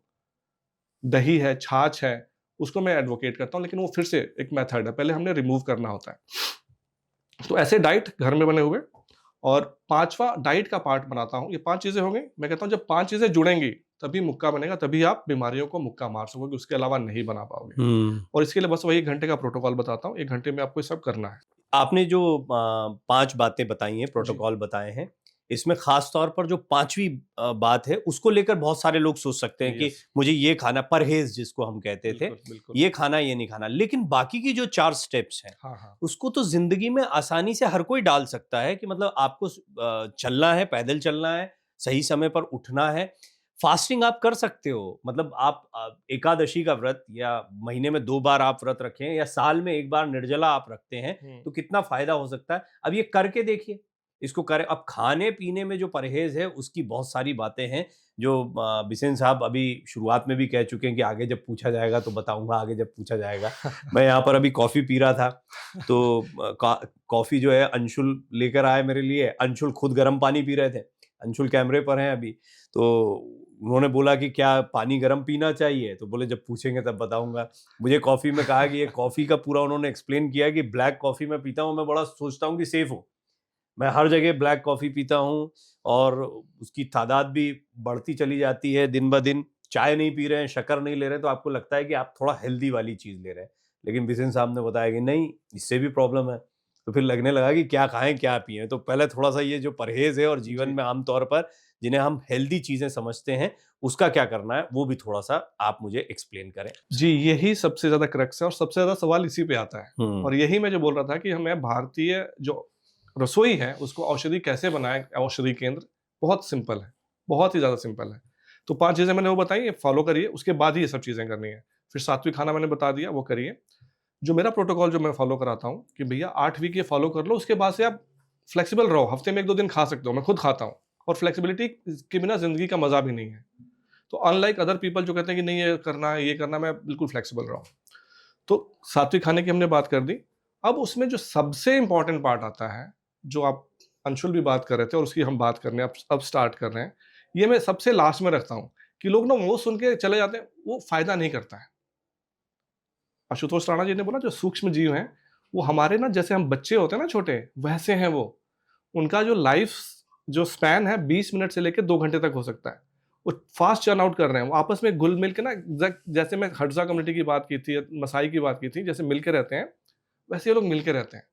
तो उनको हमें फीड करना है। तो आपने ये सोचना है कि हम अपने लिए नहीं खा रहे हैं, आप तो 1% भी नहीं है सर, आप हाँ। उनके लिए खा रहे हैं आप। हम्म, माताएं, मैं आपसे रिक्वेस्ट करूंगा कि जब आप प्रेग्नेंट होती हैं तो आप कहती हैं कि मैं 2 किलो लोगों के लिए खा रही हूँ। आज से जब आप ये समझ जाएंगी कि आप 100 खरब के लिए खा रही हैं और उसी से आपकी जिंदगी बननी है, तो आप समझ जाएंगी। सो 5 फर्मेंटेड फूड मैं बोलता हूँ, और ये मीडिया में और सोशल, ये आजकल जो यूट्यूब्स और इसमें बहुत बड़े सो कॉल्ड नए एक्सपर्ट्स आ गए हैं, जो 1-2 किताब पढ़ के ऐसी इन्फॉर्मेशन देते हैं जो अच्छी इन्फॉर्मेशन नहीं है। और इसीलिए मैं 5 साल से तो मैं वीडियोज़ बना रहा हूँ ये, और सिर्फ फ्री इन्फॉर्मेशन दे रहा हूँ। और मेरे इस टाइम पे सैकड़ों, 500 से 600, और मैं जो वीडियोज़ बनाता हूँ 2-2 घंटे, 1-1 घंटे के, ऐसे एजुकेट करने के पॉडकास्ट में अकेला बैठ के बोलता रहता हूँ मैं। मुझे होता है कि समझ जाओ, समझ जाओ। तो कहने का भाव ये है कि इसीलिए मैं किताब लिख रहा हूँ, और उम्मीद है कि मेरी किताब मार्च में इस साल में, भारतीय जो सनातन का जो नया साल आ रहा है उसमें रिलीज़ करूँगा। तो उसमें देखिए फिर से सनातन पे आते हैं। बंगाल में, छत्तीसगढ़ में पाखला भात बोलते हैं। सुना आपने नाम पाखला भात? पाखला भात, तो बेसिकली क्या होता है पाखला भात कि लेफ्ट ओवर राइस। हाँ, शाम में वही मैं कह रहा था कि नाम हाँ। इसको झारखंड में भी कुछ कहा जाता है, Yes, अलग अलग जगहों पर yes, इसका yes. इस्तेमाल होता है। और हाँ, रात में जो चावल बचा हुआ है बासी, उसको फर्मेंट करके या पानी में डाल के छोड़ दिया जाए। yes, बताइए आप थोड़ा सा yes. उसकी प्रोसेस। तो वो मेरा सबसे पहला हथियार है फर्मेंटेड फूड का। सबसे स्मूथ, सबसे जेंटल और सबसे इफेक्टिव। बहुत स्मूथ है। तो उसमें सबसे पहले आपने क्या करना है, 1 कटोरी चावल लिया आपने और 2 कटोरी पानी। और पानी होना चाहिए क्लोरीन से मुक्त। इस पे हम पूरा एक अलग पॉडकास्ट भी बना सकते हैं कि कहाँ-कहाँ से हम केमिकल्स भर रहे हैं। मैंने अब कवर किया था, टच किया था कि मेकअप में है। मेरी पद्मश्री डॉक्टर अजय सोनकर से बातचीत हुई, उन्होंने आरओ से लेकर पानी में यूरेनियम मिलने से लेकर बहुत सारी बातों की जानकारियां दी हैं। जी, ये पहले आपके जो 5 फूड हैं, ये वाली बात को हम कंप्लीट करते जी। हैं। तो फर्मेंटेड राइस वाटर मेरा पहला हथियार है। उसमें आपने 1 कटोरी चावल, पका हुआ चावल, जी। उसमें से कोई माड़ नहीं निकालना, कोई कुछ नहीं निकालना। जैसे आप चावल पकाते हैं वैसे पकाया, और उसके बाद से 1 कटोरी चावल लिया और 2 कटोरी उसमें पानी डाला, और उसको काँच के बर्तन में या फिर मिट्टी के बर्तन में, ओके। वही जो हम बात कर रहे थे, मिट्टी का रियल बर्तन। ये केमिकल वाले भी बर्तन मिट्टी के आ चुके हैं, तो वो हमें देखना पड़ेगा। उसको स्पेशली जिनको डायबिटीज़ का इश्यू है, उसके लिए मैं थोड़ा एक्स्ट्रा कॉशियस होने के लिए बोलता हूँ कि कम से कम 24 घंटे भिगोएँ। अदर देन दैट 12 घंटे भिगोएँगे, मोर देन एनफ। पर 12 घंटे होना चाहिए हाँ, कम। रात को आपने भिगो दिया, जैसे मैं रात को भिगो देता हूँ और सुबह उसको छान के पी लेता हूँ। यानी आपको सुबह 9 बजे ब्रेकफास्ट करना है, तो रात में 9 बजे कम से कम भिगा दें आप। अब खाने की आपने बात कर ही दी है कि 9 बजे, तो हमारा भारतीय पद्धति में 2 जून के खाने की प्रावधान रहा है। ये नाश्ते का प्रावधान जो है ना, ये वेस्ट से आया है। 2 जून की रोटी। 2 जून की रोटी होती थी। और ये जो नाश्ते का काम है ना, ये यही जो मैं कॉर्नफ्लेक्स का नाम ले रहा था, ये 2 भाई थे, उन्होंने ये प्रमोट किया। कॉर्नफ्लेक्स उनके खेतों में ज़्यादा होता था, उसको प्रमोट करने के लिए उन्होंने ये दिमाग में भर दिया कि भैया breakfast is the best meal of the day. It's not, but your first meal of the day. जो 2 जून की रोटी हमारे परिवार में पहले 10 बजे खा लिया करते थे, 9 बजे वही खाता होता था, और शाम को 5-6 बजे खाना होता था। तो 2 जून की रोटी पे आ जाएंगे। तो ये मैं गारंटी के साथ लिख के बोल रहा हूँ, जिनको डायबिटीज़ और मोटापा वगैरह है, आपका 50% विदिन 1 वीक ठीक हो जाएगा। ओके। यस। अगर 2 टाइम आप खाना 2 खाते जून की रोटी खाना शुरू करें तो आप, स्पेशली जो डायबिटीज़ के पेशेंट हैं, प्लीज़ अपना, मैं इसीलिए बोलता हूँ कि डॉक्टर के इन टच में रहिएगा, क्योंकि नंबर बड़े जल्दी से नीचे आने लग जाते हैं। इंसुलिन रेजिस्टेंस खत्म होने लग जाता है। आपको बार-बार खाने के लिए बोला जाता है, नहीं खाना है बार-बार खाना, क्योंकि फिर उससे इंसुलिन रेजिस्टेंस बढ़ता है। ओके, तो फर्मेंटेड राइस वाटर पहला हथियार। पानी छाना आपने और उसको थोड़ा सा स्टार्ट करिए 50 ml 100 ml से, और उसको धीरे-धीरे बढ़ा के, अगर आपकी बॉडी में एडजस्ट हो रहा है, जिसको आईबीएस, आईबीडी इश्यूज होंगे, उनको थोड़ा सा डकार, पेट में ना भारीपन वगैरह महसूस होगा तो उसको घटा लीजिए, उसको 50% कर लीजिए। जो एडजस्ट कर पा रहे हैं उसको डबल करते जाइए, और हफ्ते में एक बार ये पानी पीना है। पानी पीना। हाँ, तो पानी को 100 ml 150 ml हो जाएगा तो मोर देन एनफ है, वो आपका पहला हथियार हो गया।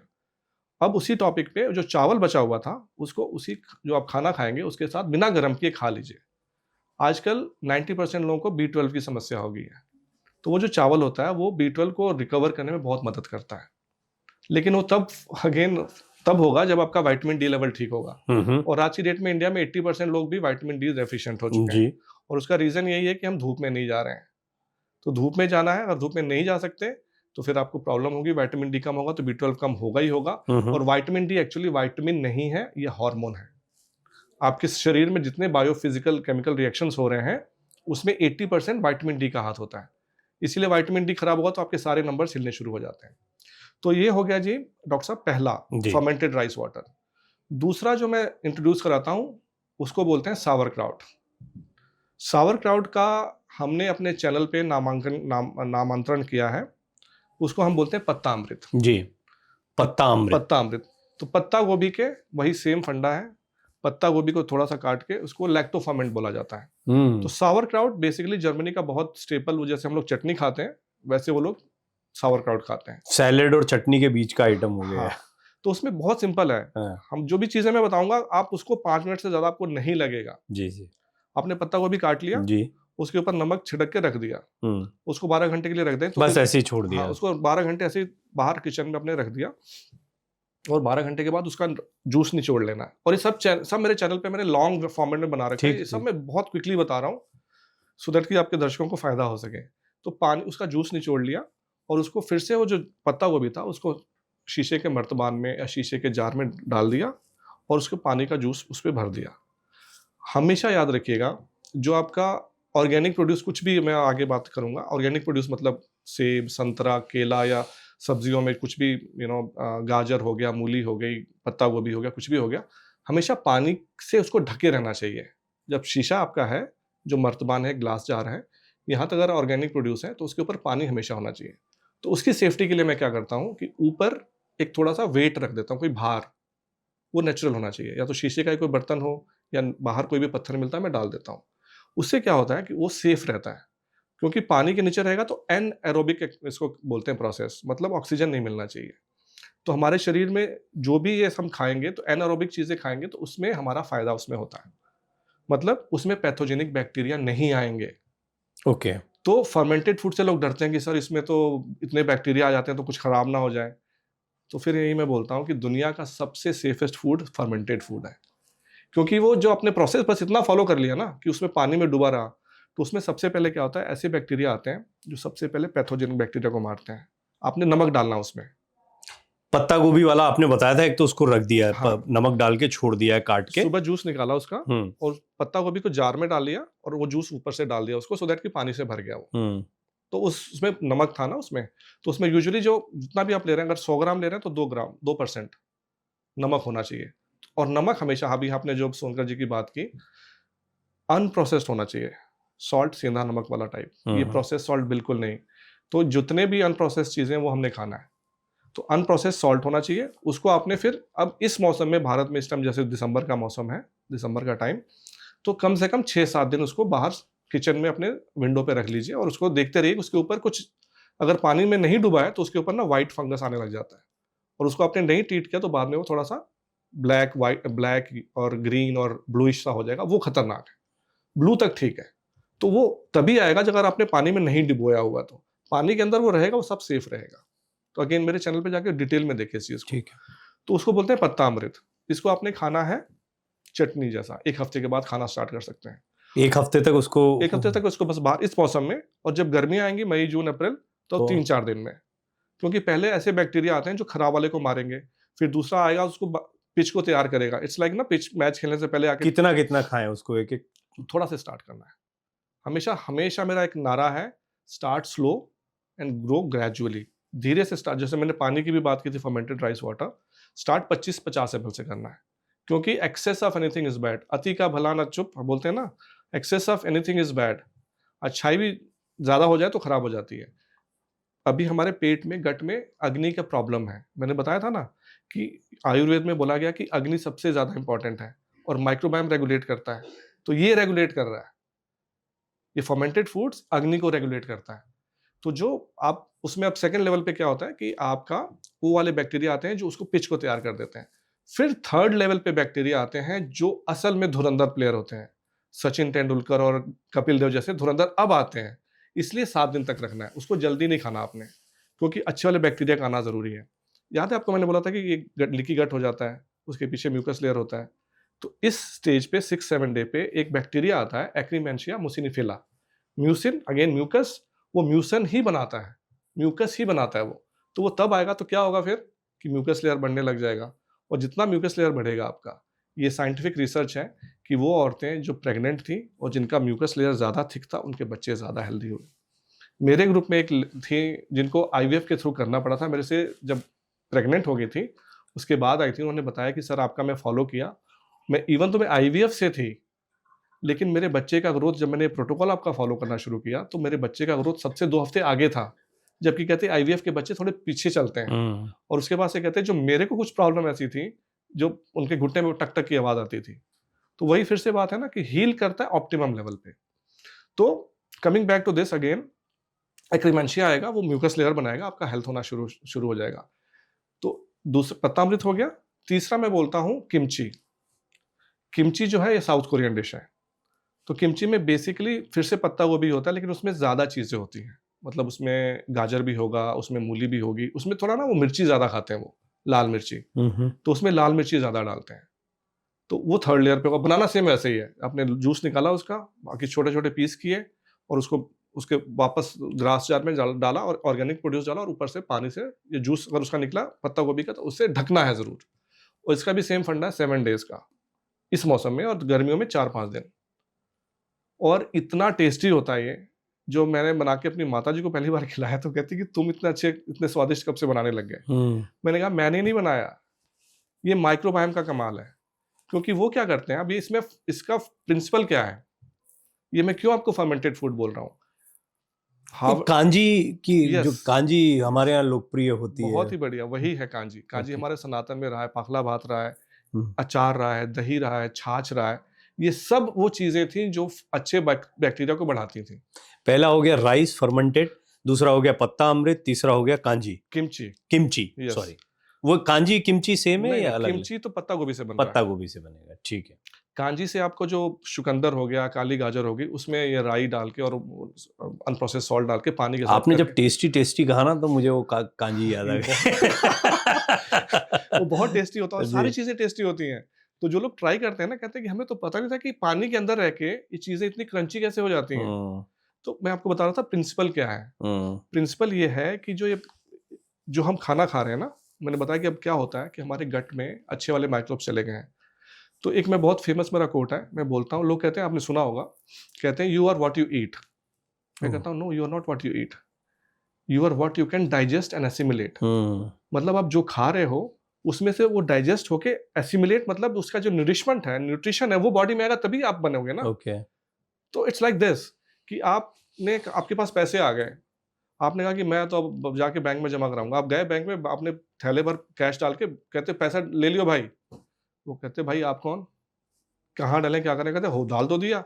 आप रोज 1 हफ्ते से 10 दिन से डाल के आ रहे हो, एक दिन जाते हो, कहते मेरे पैसे, कहते कहाँ डाले आपने, किस अकाउंट में, अकाउंट तो आपने बताया नहीं।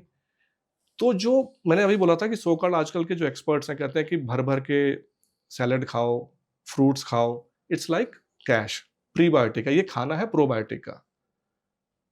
आप प्रोबायोटिक जब जाएगा तभी तो प्रीबायोटिक, जब आप सैलेड खाओगे तब उसको वो डाइजेस्ट करेगा, वो उसको ब्रेक डाउन करेगा, नहीं तो वो सारा फ्लश आउट हो जाता है।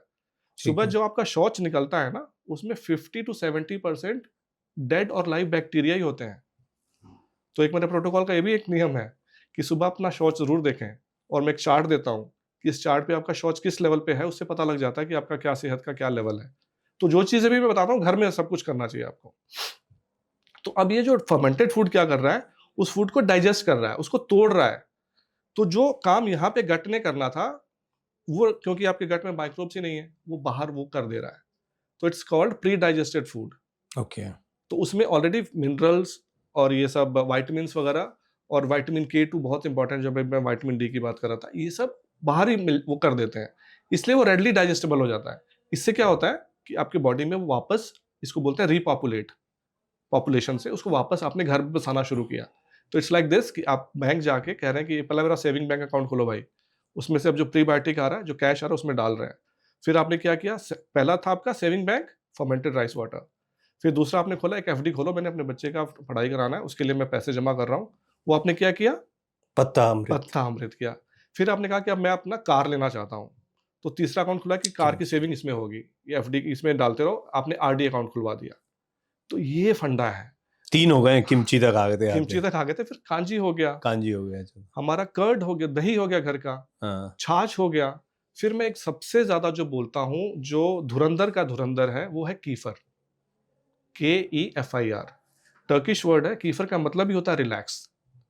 तो ये दही में क्या होता है कि मेनली 1 या 2 तरह के बैक्टीरिया होते हैं, बिफिडोबैक्टीरियम होता है, लैक्टोबैसिलस, बेसिकली घुमा के यही होते हैं। जो कीफर में क्या होता है कि उसमें 50 से 100 तरह के बैक्टीरिया हो सकते हैं। आपने कहा था ना कि डाइवर्सिटी समझाइए क्या होता है, ये है डाइवर्सिटी। जो हम इंडिया वाले चले गए थे यूएस, तो घट के 300 हो गए थे 1500 से, ये है डाइवर्सिटी बढ़ रहा है। तो ये डाइवर्स सिर्फ माइक्रोब्स बैक्टीरिया ही नहीं, उसमें यीस्ट भी है। इट्स लाइक ये कि कपिल देव को बैट खेलने तो गया ही गया, उसके ना वो एक बार डेनिस लेली एल्युमिनियम का बैट लेके आ गया था। It's like that. तो वो इतने धुरंधर प्लेयर हैं कि उसमें एंजाइटी, डिप्रेशन, मोटापा का जाना, ये सब चीजें केफिर से बहुत फायदा करती है। मैं जो भी बीमारी आप लेंगे ना, लेकिन वो फिर से वही बात आती है, पहले फर्मेंटेड राइस वाटर, पहले सेविंग अकाउंट खोलना पड़ेगा, उससे पहले आपको पिच तैयारी करनी पड़ेगी, है ना। फर्मेंटेड राइस वाटर, पत्ता अमृत, किमची, ये सब करके फिर उस पे जाएंगे ना, तो वो आपको डिफरेंट लेवल पे लेके जाएगा। तो अब इसमें से 5, 6, 7 कुछ भी आप ले सकते हैं, एक एक लेना है। फिर से वही बात, प्रोटोकॉल में मैं 1 हफ्ते में, 2 हफ्ते में धीरे धीरे बढ़ाता हूँ, क्योंकि इसके 4 प्रिंसिपल्स हैं सर, 4 R's, 4 R है। पहला R है रिमूव। रिमूव मतलब आपके शरीर में जो मैंने बोला था टॉक्सिन्स बढ़ रहे हैं, आप केमिकल्स डाल रहे हैं, वो एक्यूमुलेट होते रहते हैं, तो वो रिमूव करने के लिए मेरा पहले 2 हफ्ते रिमूवल पे होता है कि बाहर निकालो। अब आपका इतना अच्छा स्टूडियो है, अब आपने इसको 10 साल से खराब कर रखा है, कभी कुछ ला के फेंकते हैं, कभी कुछ ला के फेंकते हैं। अब आप एक दिन सोचते हैं नहीं यार, अब इसको मैंने ठीक करना है, तो आप कहते हैं चलो, सब इस पे मिट्टी जमी थी, गंदगी बड़ी जमी हुई थी, आप जाते हैं ला के नया फर्नीचर डाल देते हैं। वो काम करेगा क्या? नहीं करेगा। पहले इसको हटाएंगे, इसकी सफाई करेंगे, तो वो है रिमूव फेज। तब जाके आपको रिपेयर करेंगे, फिर आप लेकर आएंगे जो अकाउंट खोला था आपने अच्छा खाना शुरू किया, ठीक है। फिर थर्ड आता है रीपॉपुलेट। अच्छे बैक्टीरिया आए, उन्होंने वापस घर बनाना शुरू कर दिया हर तरफ। आज के ज़माने में आप गूगल सर्च करिए, कोलोरेक्टल कैंसर सबसे ज़्यादा हो रहा है। क्यों हो रहा है? क्योंकि सबसे ज़्यादा बैक्टीरिया मैंने बताया कोलन में ही होते थे। अब हमने अपने लाइफस्टाइल से, प्रोसेस्ड फूड से इतना किया कि उनका संख्या कम हो गई और कोलोरेक्टल कैंसर ज़्यादा हो रहा है। तो वो हम बात कर रहे थे कि उसके बाद से आपने रिपॉपुलेट किया, और फिर आता है रिजुविनेट।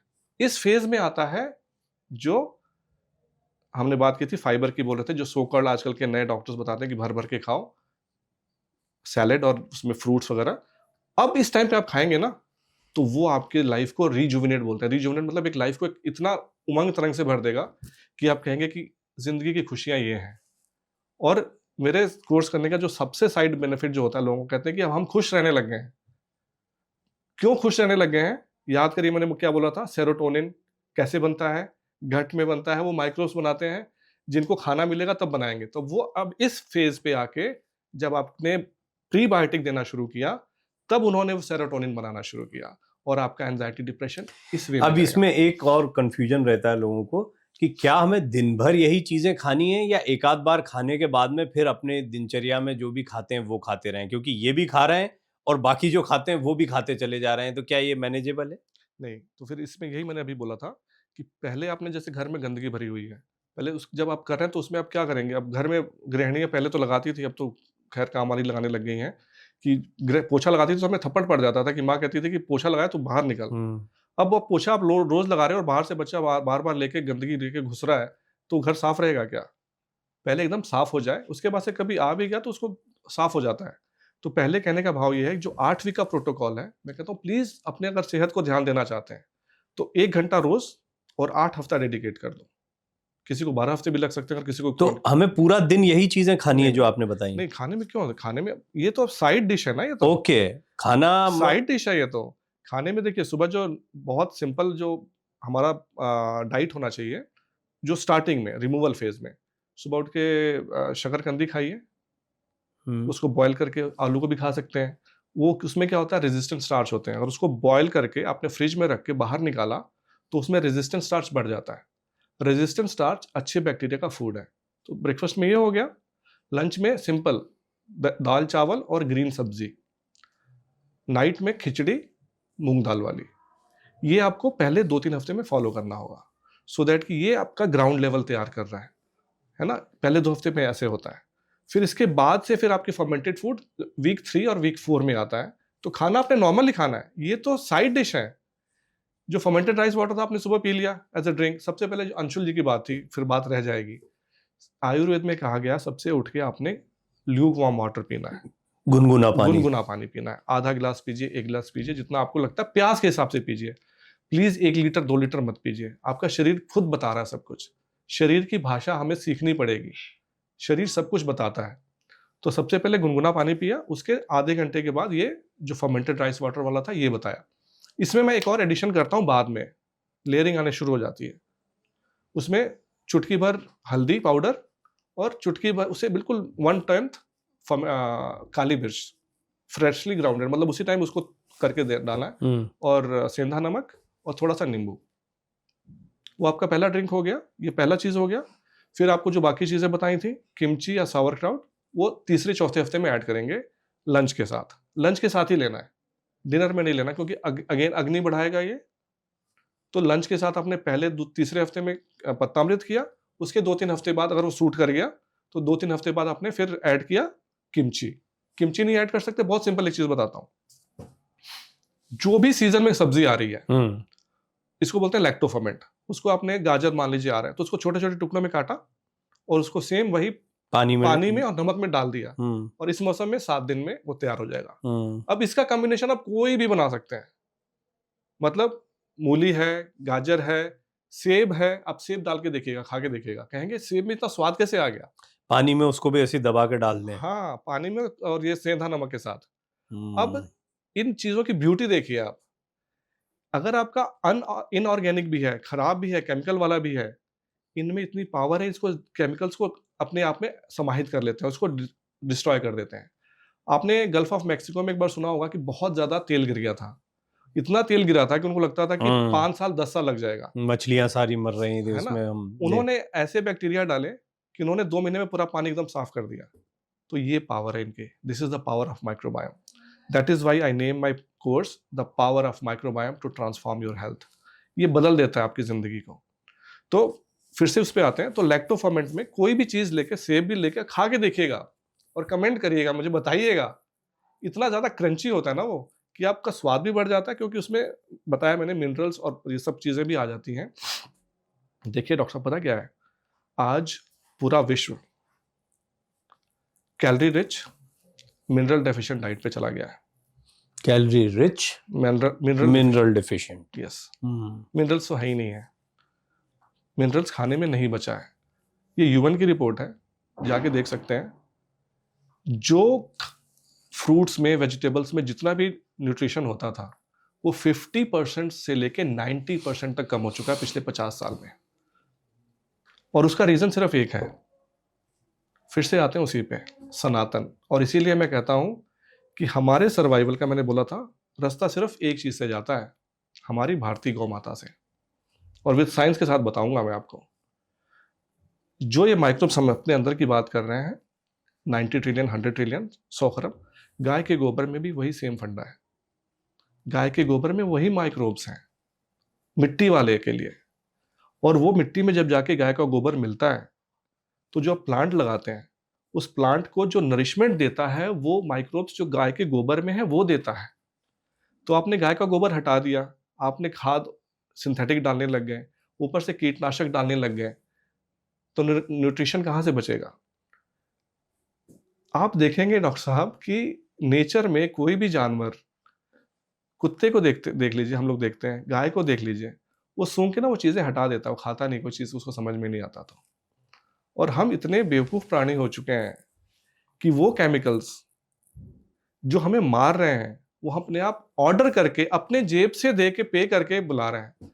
तो अगर कोई एलियंस हैं, जो कि मुझे लगता है कि बिल्कुल हैं, क्योंकि जो यूनिवर्स अभी सिर्फ 4% ऑब्जर्व कर पाया साइंस, तो साइंस की बात ना करें ज़्यादा, मैं इसलिए सनातन की बात करता हूँ। इवन तो मैं साइंस स्टूडेंट और सब कुछ साइंटिफिक बातें मैंने कर रहा हूँ और कोई वेरीफाई कर सकता है।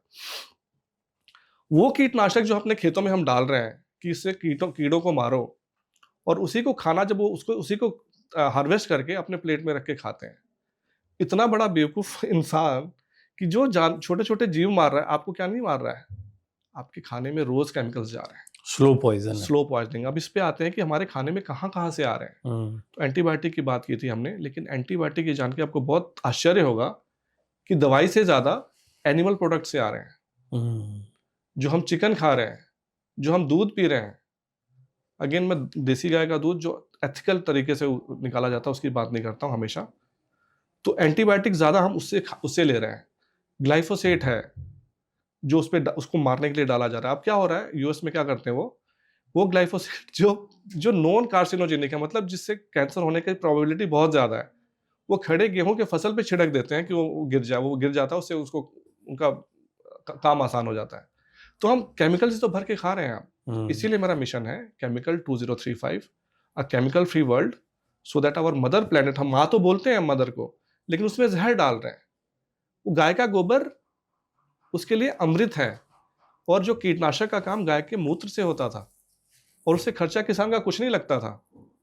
वो गाय जो 20-30 किलोमीटर घूम के आती थी, जो सारे नेचर में जो डाइवर्सिटी की भी हम बात कर रहे थे, जितनी भी वनस्पतियां थी, ऐसा भी कहा जाता है कि आपके साथ गले मिल लेती थी गाय, तो उसको समझ में आ जाता था कि आपको इस चीज़ की कमी है। वो वनस्पति खा के आती थी, और वो गाय के दूध में आपको मिल जाता था।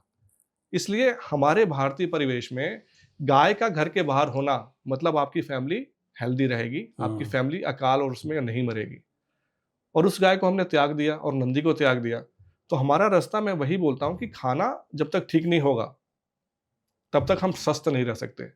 इसलिए हमें घूम फिर के भारतीयता पे आना पड़ेगा, 2 जून की रोटी पे आना पड़ेगा, और हमारे गाय को वापस लाना पड़ेगा। सचमुच में अभी जितनी बातचीत हुई है उसके बाद में कई और सवाल उफनते जा रहे हैं जी। लेकिन अब क्योंकि हर पॉडकास्ट को एक अंतिम दौर में ले जाना पड़ता है, तो मैं कुछ सवाल आपके सामने क्विक रखता हूँ। आसान भाषा में, कि एक श्रोता के नाते अभी मेरे मन में कई चीजें आई, मैं आपको सुनता रहा। सबसे पहले तो ये कि अब दुनिया जैसी है वैसी है, हम इस दुनिया का हिस्सा बन चुके हैं।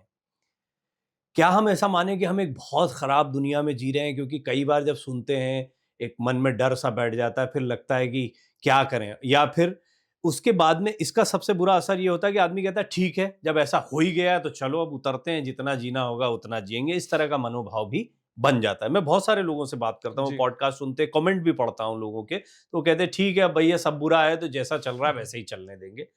माइंडसेट पर कैसे आप काम करते हैं? सोच को कैसे बदलें?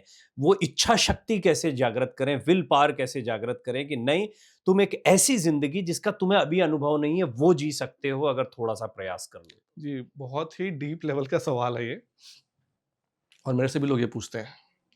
तो मैं दिखाता हूँ कि वो एग्जांपल देखो, वो बाप जो अब ग्रैंडफादर बन चुका है, वो अपने खुद के बेटे को, अपने खुद के ग्रैंडसन्स को, किड्स को पहचान ही नहीं पा रहा है।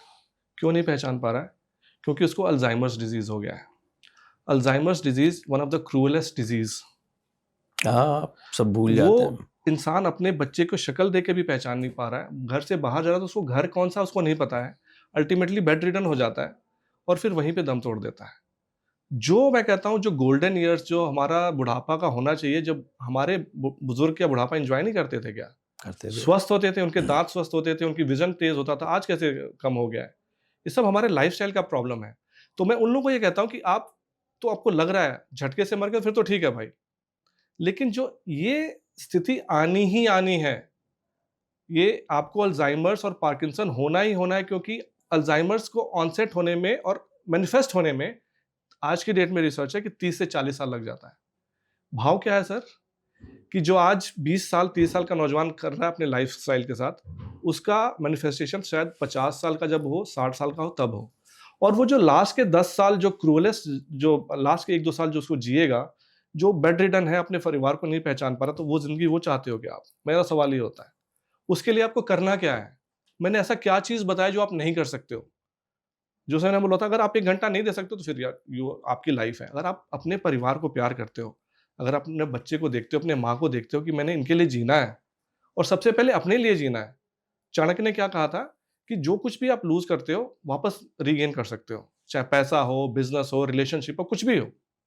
लेकिन सेहत आपने लूज़ कर दिया, वापस रीगेन नहीं कर सकते। तो आप अपने लिए भी तो सोचो कि आप एक हेल्दी लाइफ जियो। करना क्या है आपको? मैंने क्या ऐसा बता दिया कि आप नहीं कर सकते? 2 जून की रोटी नहीं खा, चलो 3 जून की रोटी खा लो। भई आप बाहर 8 हफ्ते फॉलो कर लो, नॉर्मल हो गए ना आप, हो जाओगे नॉर्मल। हज़ारों पेशेंट्स ऐसे मेरे पास हैं। तो माइंडसेट तो आपको बनाना पड़ेगा, गॉट इट। क्योंकि ज़िंदगी आपकी है। अगर जैसा दूरदर्शन में पहले ऐड आता था, सिर आप आखिर सिर है आपका, हेलमेट पहने या ना पहने, कुछ ऐसा आता था। ठीक है, ठीक है, जी। बिल्कुल। इसमें कोई दो राय नहीं है कि अभी जितने लोगों ने आपको सुना होगा वो चाह रहे होंगे कि हम एक अच्छी लाइफ, या थोड़ा सा एक डर और बैठता है कि भैया तुम्हारा आने वाला निकट भविष्य जो है वो बहुत अच्छा नहीं रहने वाला जी। है।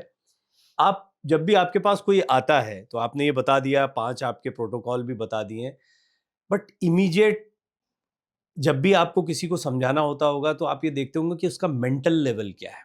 हम 2 तरह की हेल्थ की बात करते हैं। तो गट फीलिंग भी अल्टीमेटली दिमाग से ही जुड़ी है। लेकिन मानसिक तनाव, मैंने बहुत सारे स्वस्थ लोग देखे हैं, बहुत मैं ज़िम्मेदारी से कह रहा हूँ ये बात, जो मुझे लगता है कि दिमागी तौर पर बहुत परेशान हैं। हेल्दी हैं, फिट हैं, दौड़ सकते हैं, लेकिन तनाव बहुत ज़्यादा है। क्या तनाव इंटर रिलेटेड है? आपने जैसे ही ये लाइफ़स्टाइल बदली तो आपके वर्क का प्रेशर चाहे जितना हो, उस पर भी असर पड़ेगा, यानी वो अपने आप कम होगा? या फिर वो तनाव अगर चल रहा है, बच्चे छोटे-छोटे बच्चे आत्महत्या कर ले रहे हैं या इस तरह की घटनाएँ जब सामने आती तो बड़ा मन पसीज जाता है। लोग बहुत जल्दी टूट जा रहे हैं। क्या ये इंटर रिलेटेड है या फिर ये दोनों अलग दुनिया, मनोविज्ञान अलग है और आप जिस विषय पर बात कर रहे हैं वो अलग है? ये भी अगेन आपके क्वेश्चंस बड़े मीनिंगफुल हैं और बहुत मज़ा आ रहा है मुझे आपके सवालों का जवाब देके। ये देखिए डॉक्टर साहब, पता क्या है? हमारा जो शरीर है, 2 वे में जीता है। Sympathetic mode, parasympathetic mode. Sympathetic mode से लगता है कि अच्छा होगा, लेकिन सिम्पैथेटिक मोड मतलब आप फाइट और फ्लाइट में हैं। मतलब क्या होता है कि आप बॉडी रिपेयर मोड में नहीं है, डैमेज मोड में चल रहा है, कुछ प्रॉब्लम है, कुछ इश्यूज़ हैं जिसकी वजह से बॉडी सिम्पैथेटिक मोड में चल रहा है। ये सिम्पैथेटिक मोड हम जब जंगल में रहा करते थे ना, जब हम बहुत पुराने, जब हम घरों में सेफ नहीं थे, तो बहुत अच्छा था। क्योंकि क्या करता था सिम्पैथेटिक मोड कि शेर दौड़ा रहा आपको, तो सिम्पैथेटिक मोड में आ गया, डाइजेशन बंद, उस टाइम डाइजेशन नहीं चाहिए ना, उस टाइम तो आपको भागना है।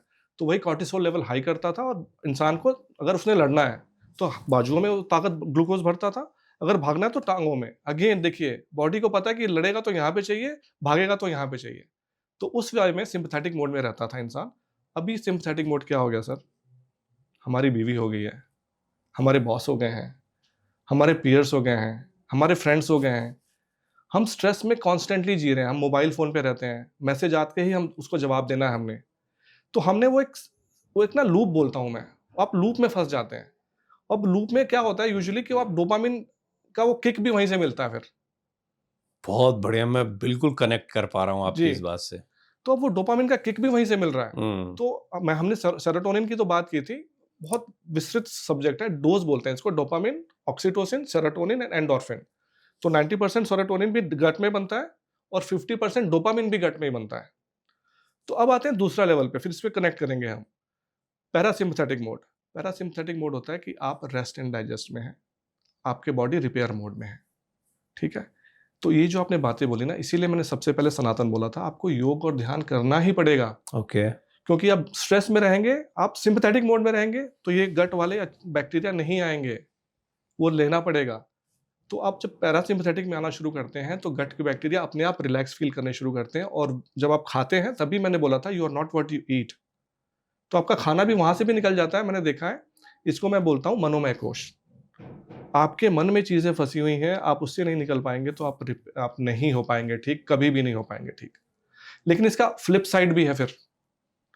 भौतिक स्तर पे जैसे आप मेरे से बहुत ज़्यादा जानते हैं, इस उस लेवल पे मैं भौतिक लेवल पे उतना, मतलब ये सोचने का, सॉरी, ये जो आध्यात्मिक लेवल पे, तो मैं हील करने की बात तो करता हूँ, तीनों लेवल पे होना चाहिए। जी। बॉडी, माइंड एंड सोल, तीनों लेवल पे हिट करना पड़ेगा, तब जाके आप हील होंगे। इसीलिए योग ध्यान ज़रूरी है, इसीलिए आपका दूसरों के, मैं कहता हूँ ना, आपका जो जन्म हुआ है, जो कृष्ण बोलते हैं, आपका जन्म अपने लिए नहीं हुआ है, आपका जन्म इस सोसाइटी को बेटर बनाने के लिए हुआ है। प्रॉब्लम ये हो गई है कि हम अपने लिए सोचने लग गए हैं, दूसरों के लिए सोचना बंद कर दिया हमने। तो एक और मैं बहुत चीज़ बोलता होता हूँ कि being unselfish is the most selfish thing. मतलब जब आप निस्वार्थ भाव से काम करते हैं ना, आप सबसे ज़्यादा स्वार्थी आप हैं। क्यों? क्योंकि उसका जो साइड बेनिफिट मिलता है ना, जो रस टपकता है आपको खुशी का ना, वो आपको बाकी चीज़ों से नहीं मिलता है। ये प्रूवन फैक्ट है। आप जितना मर्जी बड़ा बढ़िया घर ले लें, 6 महीने के बाद उसकी यूटिलिटी खत्म हो जाती है। बिल्कुल बिल्कुल। लेकिन जो ये कृष्ण ने ये मंत्र दिया, हम समझ नहीं पाए कि आपका जन्म दूसरों की सेवा के लिए हुआ। नर सेवा ही नारायण सेवा है। स्वामी विवेकानंद ने तो अपने पूरा जीवन ही इस पर बिताया है।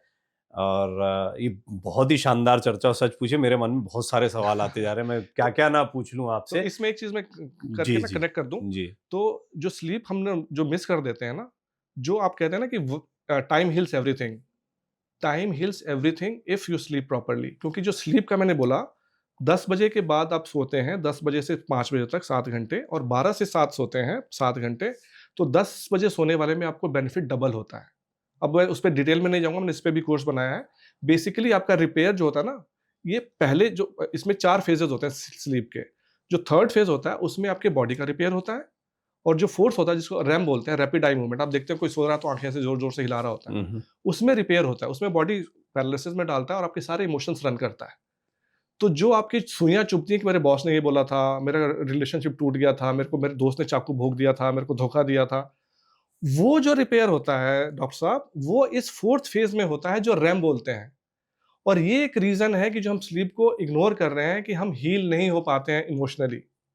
तो ये सब चीज़ें, मैं ये बोला ना, सब चीज़ें इंटरकनेक्टेड है, और विद साइंस में सब चीज़ें समझाता हूँ भाई। तो वो खाएँगे आप, तो सेरोटोनिन, डोपामाइन बनेगा, सोएँगे आप, तो आपका वो जो सुइयाँ से चुभती थी, वो ब्लंट कर देगा। नहीं, जैसे आपने कहा ना कि हार्मोन्स पर तो एक बात अलग से करनी पड़ेगी, अपने आप में एक बहुत डीप जी, सब्जेक्ट है, जी। बट प्राथमिकी होती जा रही है। प्राथमिकी बहुत सारी चीजें, ये तो अभी हमारा पहला पॉडकास्ट है आपके साथ, जी, तो प्राथमिक जानकारी मिल रही है। जो मैंने कहा क्विक सवाल, 2 सवाल हैं। जी। पहला तो ये कि आपने जैसे ही बैक्टीरिया की बात करी, या कुछ भी हम कहते हैं कि प्रीबायोटिक और प्रोबायोटिक। प्रोबायोटिक जो आपने कहे थे, ये तो मिल भी रहे हैं मार्केट में। हाँ, अब कैप्सूल थोड़ा ले लिया, बहुत कोई अच्छा। टैबलेट आई जी, वो ले लिया, जी। तो लोग कह रहे हैं कि अरे अजीत जी ने बताया था, हमने तो प्रीबायोटिक भी ले लिया, प्रोबायोटिक कौन झंझट में पड़े, तो हाँ, मिल गया बना बनाया। हाँ, हाँ, क्या हाँ। दिक्कत है उसमें? बहुत और ज़्यादा मिनरल भी मिल रहे हैं। बहुत ज़्यादा दिक्कत है, हम्म। बहुत ज़्यादा दिक्कत है। पहला, जो भी सप्लीमेंट्स मिलते हैं, ये रेगुलेटेड नहीं होते हैं।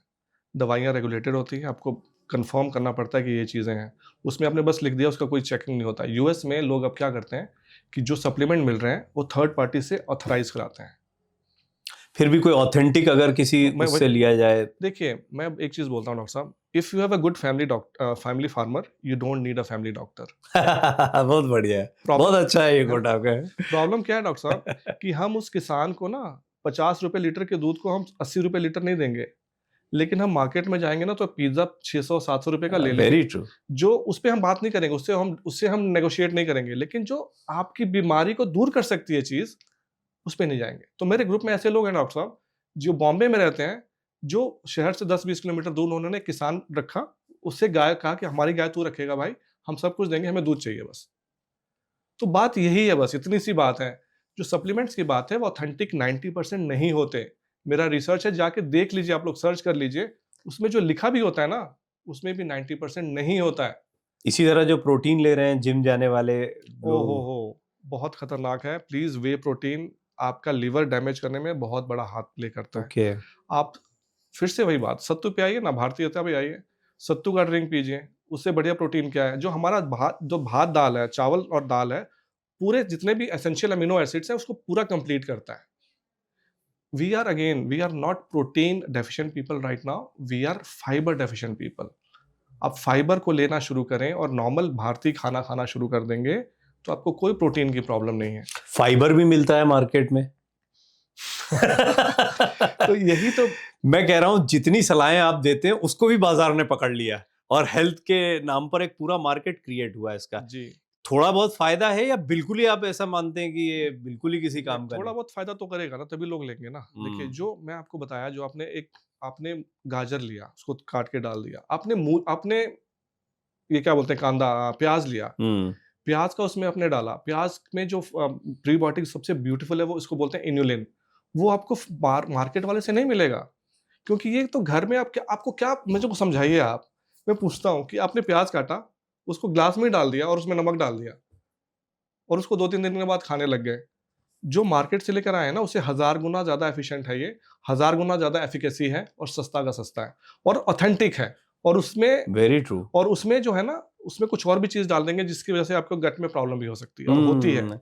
मेरा एक निजी अनुभव है, मतलब मेरे सर में दर्द हुआ एक बार, तो मैंने कहा डिस्प्रिन ले लेता हूँ या कोई गोली ले लेता हूँ जिससे हो जाए वो, इन जनरल, क्योंकि बचपन से लेते आए और सब माना आदत का, वो बाद में थोड़ा सा सतर्क होते हैं। जी, तो किसी ने कहा एक काम करो, मीठी नीम कहते हैं हमारे यहाँ, जिसको कड़ी कड़ी पत्ता पत्ता, आमतौर, यस। कड़ी पत्ता जो है वो एक छोटा सा तोड़ के उसको एक खा लो, उसके 8-10 पत्ते। मैंने जी, कहा इससे क्या होगा, और विश्वास करिए मैंने उसको खाया तो इमीडिएट मुझे वो दवाई जैसा तेज असर हुआ। जी, ये कोई भी आजमा सकता है, मुझे तो हुआ था, तो बिल्कुल। अनुभूत सत्य है कि उसको खाते ही शायद शुगर की वजह से हो, जो भी हो, वो बहुत तेजी से डाउन आया और मैं एकदम से रिलैक्स महसूस करने लगा। तो मुझे जादू लगा, मैंने कहा ये पत्ते में, कड़ी पत्ते में इतना चीजें हो सकती हैं।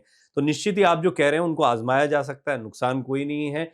दूसरा, जो नुकसान हो रहे हैं उनको भी ऑब्जर्व करना आपकी जिम्मेदारी, आपकी जिंदगी है भाई, आपके हाथ में है। उसमें कितना सतर्कता बरतते हैं, क्यों बरतें, तो आने वाला भविष्य बच्चों को जो दे रहे हैं आप, और हमारी जो एक परंपरा आगे बढ़ रही है, स्वस्थ शरीर में स्वस्थ मस्तिष्क निवास करता है। स्वस्थ मस्तिष्क होगा, स्वस्थ विचार होंगे, तभी तो कुछ स्वस्थ करेंगे, नहीं तो फिर जानवर और हम में फर्क क्या रह जाएगा। एक छोटा सा सवाल फंसा हुआ है, हालांकि अब वो इररिलेवेंट हो जाएगा, लेकिन फिर भी पूछ लेता हूँ। मैं जब भी ब्रेड को देखता हूं तो मैं सोचता हूं सबसे ज्यादा फर्मेंटेड है, बहुत ज्यादा बैक्टीरिया होंगे। तो जब भी कोई बैक्टीरिया की या इस तरह की फर्मेंटेशन की बात करता तो मैं कहता सबसे ज्यादा फर्मेंटेड तो ब्रेड है।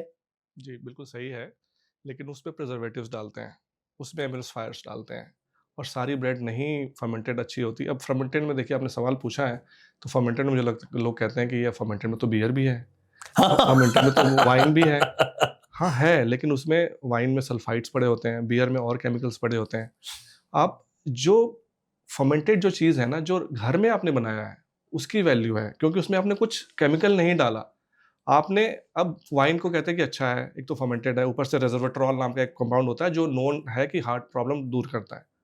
तो आप नॉर्मल अंगूर रेड खा लीजिए ना, आप नॉर्मल रेड अपना मूँगफली खा लीजिए बिना छिलके के, उसमें मिल जाएगा। अब सर यही तो ना, लेकिन आसान झंझट से बच जाता आदमी की, ब्रेड का पैकेट ले आया। दूसरी ब्रेड की बात, हाँ, यस, अ, सॉरी। अ, तो उसमें सावरडाउ होता है, ब्रेड जो फर्मेंटेड होता है, और हमारे ग्रुप में लोग बनाते हैं, वो घर में बनाते हैं। वो घर में बनाइए, उससे बढ़िया कोई चीज़ नहीं है। लेकिन sourdough bread compare to other breads अच्छा है, लेकिन फिर उसमें देखिए, उसका कंटेंट पढ़िए ना, आपकी खुद नींद खुल जाएगी कि भैया मैं क्या कर रहा हूँ। देखिए sir, it is like this, आपने बहुत ब्यूटीफुल बोला, हमारा शरीर मंदिर है, सब कहते हैं। उसका फाउंडेशन क्या है? उसका फाउंडेशन माइक्रोबायोम है, और उसका देवता कौन है? जो आत्मा है। देवता को हमने ढक रखा है अपने सोच से, कि ये तो बड़ा मुश्किल काम है। फिर अज्ञानता आ गई, उसको अज्ञानता को हम ज्ञान मान बैठे हैं कि नहीं, ये तो कन्वीनियंट है, इसको तो कुछ नहीं पता है ना। करना क्या आपने? आपने घर में 2-3 चीज़ें तो बताया मैंने करनी है। नॉर्मल खाना ही तो खाना है आपने, आधा घंटा वॉक ही तो करना है। आप जितना कर सकते हैं ना, पंजाब में रहा हूँ मैं बोलता हूँ, जितना गुड़ पाओगे उतना मीठा होएगा। जितना एफर्ट कर सकते हो उतना कर लो, कुछ तो बेनिफिट मिलेगा ना।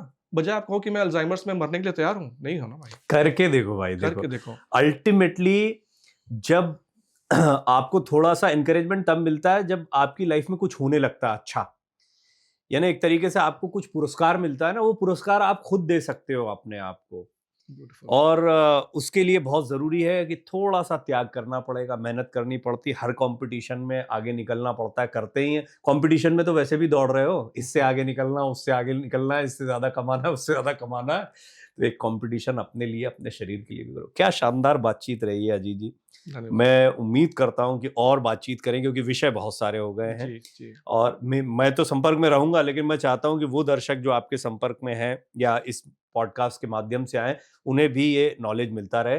तो आपके कमेंट्स बहुत ज़रूरी है। आपके कुछ भी सवाल हों आप ज़रूर रखिएगा। निश्चित तौर पर अगली बार जब भी मेरी बात होगी तो मैं अजीत जी के सामने वो प्रश्न रखूंगा, और आपके सुझाव, आपके कमेंट्स, आपकी समस्याएं, कई लोगों को चुनौतियां भी आती है कि कुछ बताया है तो उसमें हम इसको नहीं कर पा रहे हैं, कुछ कन्फ्यूजन्स होते हैं, उनको भी लिखिएगा। हम मैसेज के रिप्लाई के माध्यम से उनके जवाब देंगे, या अगला पॉडकास्ट होगा डिटेल में अगर किसी विषय पर बात करनी हुई तो उस पर हम जरूर बात करेंगे। आपका बहुत बहुत धन्यवाद, आप बहुत हमारे साथ धन्यवाद जुड़े। आपका। आपके साथ बात करके बहुत अच्छा लगा। आपके जो क्वेश्चन थे बड़े मीनिंगफुल थे, डीप थे, और मुझे पक्का पता है कि जो आपने पूछा है आपके दर्शकों को इससे ज़रूर फ़ायदा होगा। बस रिक्वेस्ट आप लोगों से यही है, करके देखिए और खुद बताइए, क्योंकि मेरे साथ जुड़ के हज़ारों लोग ठीक हुए, तो आप भी हो सकते हैं। मैं आने का एक मेरा बहुत बड़ा रीज़न था इस फील्ड में डॉक्टर साहब। मैं एक पॉडकास्ट उनके बिना कंप्लीट नहीं करूँगा। डॉक्टर अवधेश पांडे जी थे, उनके अनफॉर्चुनेटली लास्ट ईयर डेथ हो गई थी रोड एक्सीडेंट में, और उन्होंने मुझे ये माइक्रोबायोम मैन ऑफ इंडिया बोला था, जिसके बाद उनके मरने के बाद मैंने ये नाम अपने साथ लगाया। उससे पहले नहीं लगाता था, उससे पहले मैं बिजी था। तो वो बोलते थे कि इससे दुनिया बदल सकती है अजीत, तुम इस पे आके लोगों को एजुकेट करो। तो आप लोगों से रिक्वेस्ट यही है कि केमिकल फ्री 2035 जो मेरा मिशन है, अगर हर गृहिणी कर ले और 3 लोगों तक पहुंचा दे तो हमारा भारत फिर से स्वस्थ हो सकता है। 80% आप फ्लेक्सिबल हो 80% आप ये कर सें, 20% फ्लेक्सिबल हो जाएं, क्योंकि आगे आप बच्चे पैदा नहीं कर पाएंगे। ये बात समझिए, इस बात के लिए मैं आया हूँ। जो आप पैसे और रुपए की तो बात की बात है। आईवीएफ सेंटर्स आसपास इतने खुल गए, आपको समझ में आना चाहिए। आपके सामने आप आंखें बंद करके बैठे हैं। 20-30 साल के बाद हमारे बच्चे पैदा नहीं कर पाएंगे। This is the primary reason कि मेरे 2 बेटे हैं कि भाई वो आगे उनका भविष्य कैसा होगा। ओके। हमारी पीढ़ियां यहीं पे खत्म हो जाएंगी क्या? तो इतना तो हम अपनी पीढ़ियों के लिए कर सकते हैं। ये मेरा रिक्वेस्ट है, हम्बल रिक्वेस्ट है, प्लीज करिए। बहुत बहुत धन्यवाद अजीत जी, Thank बहुत you. अच्छा मिशन है, हम साथ में हैं आपके। थैंक यू सो आप मच। भी जुड़िए और जो बताया है वो करिए, कोई दिक्कत नहीं है, भविष्य उज्जवल होगा। सभी दर्शकों का बहुत बहुत धन्यवाद इस चर्चा में हमारे साथ बने रहने के लिए।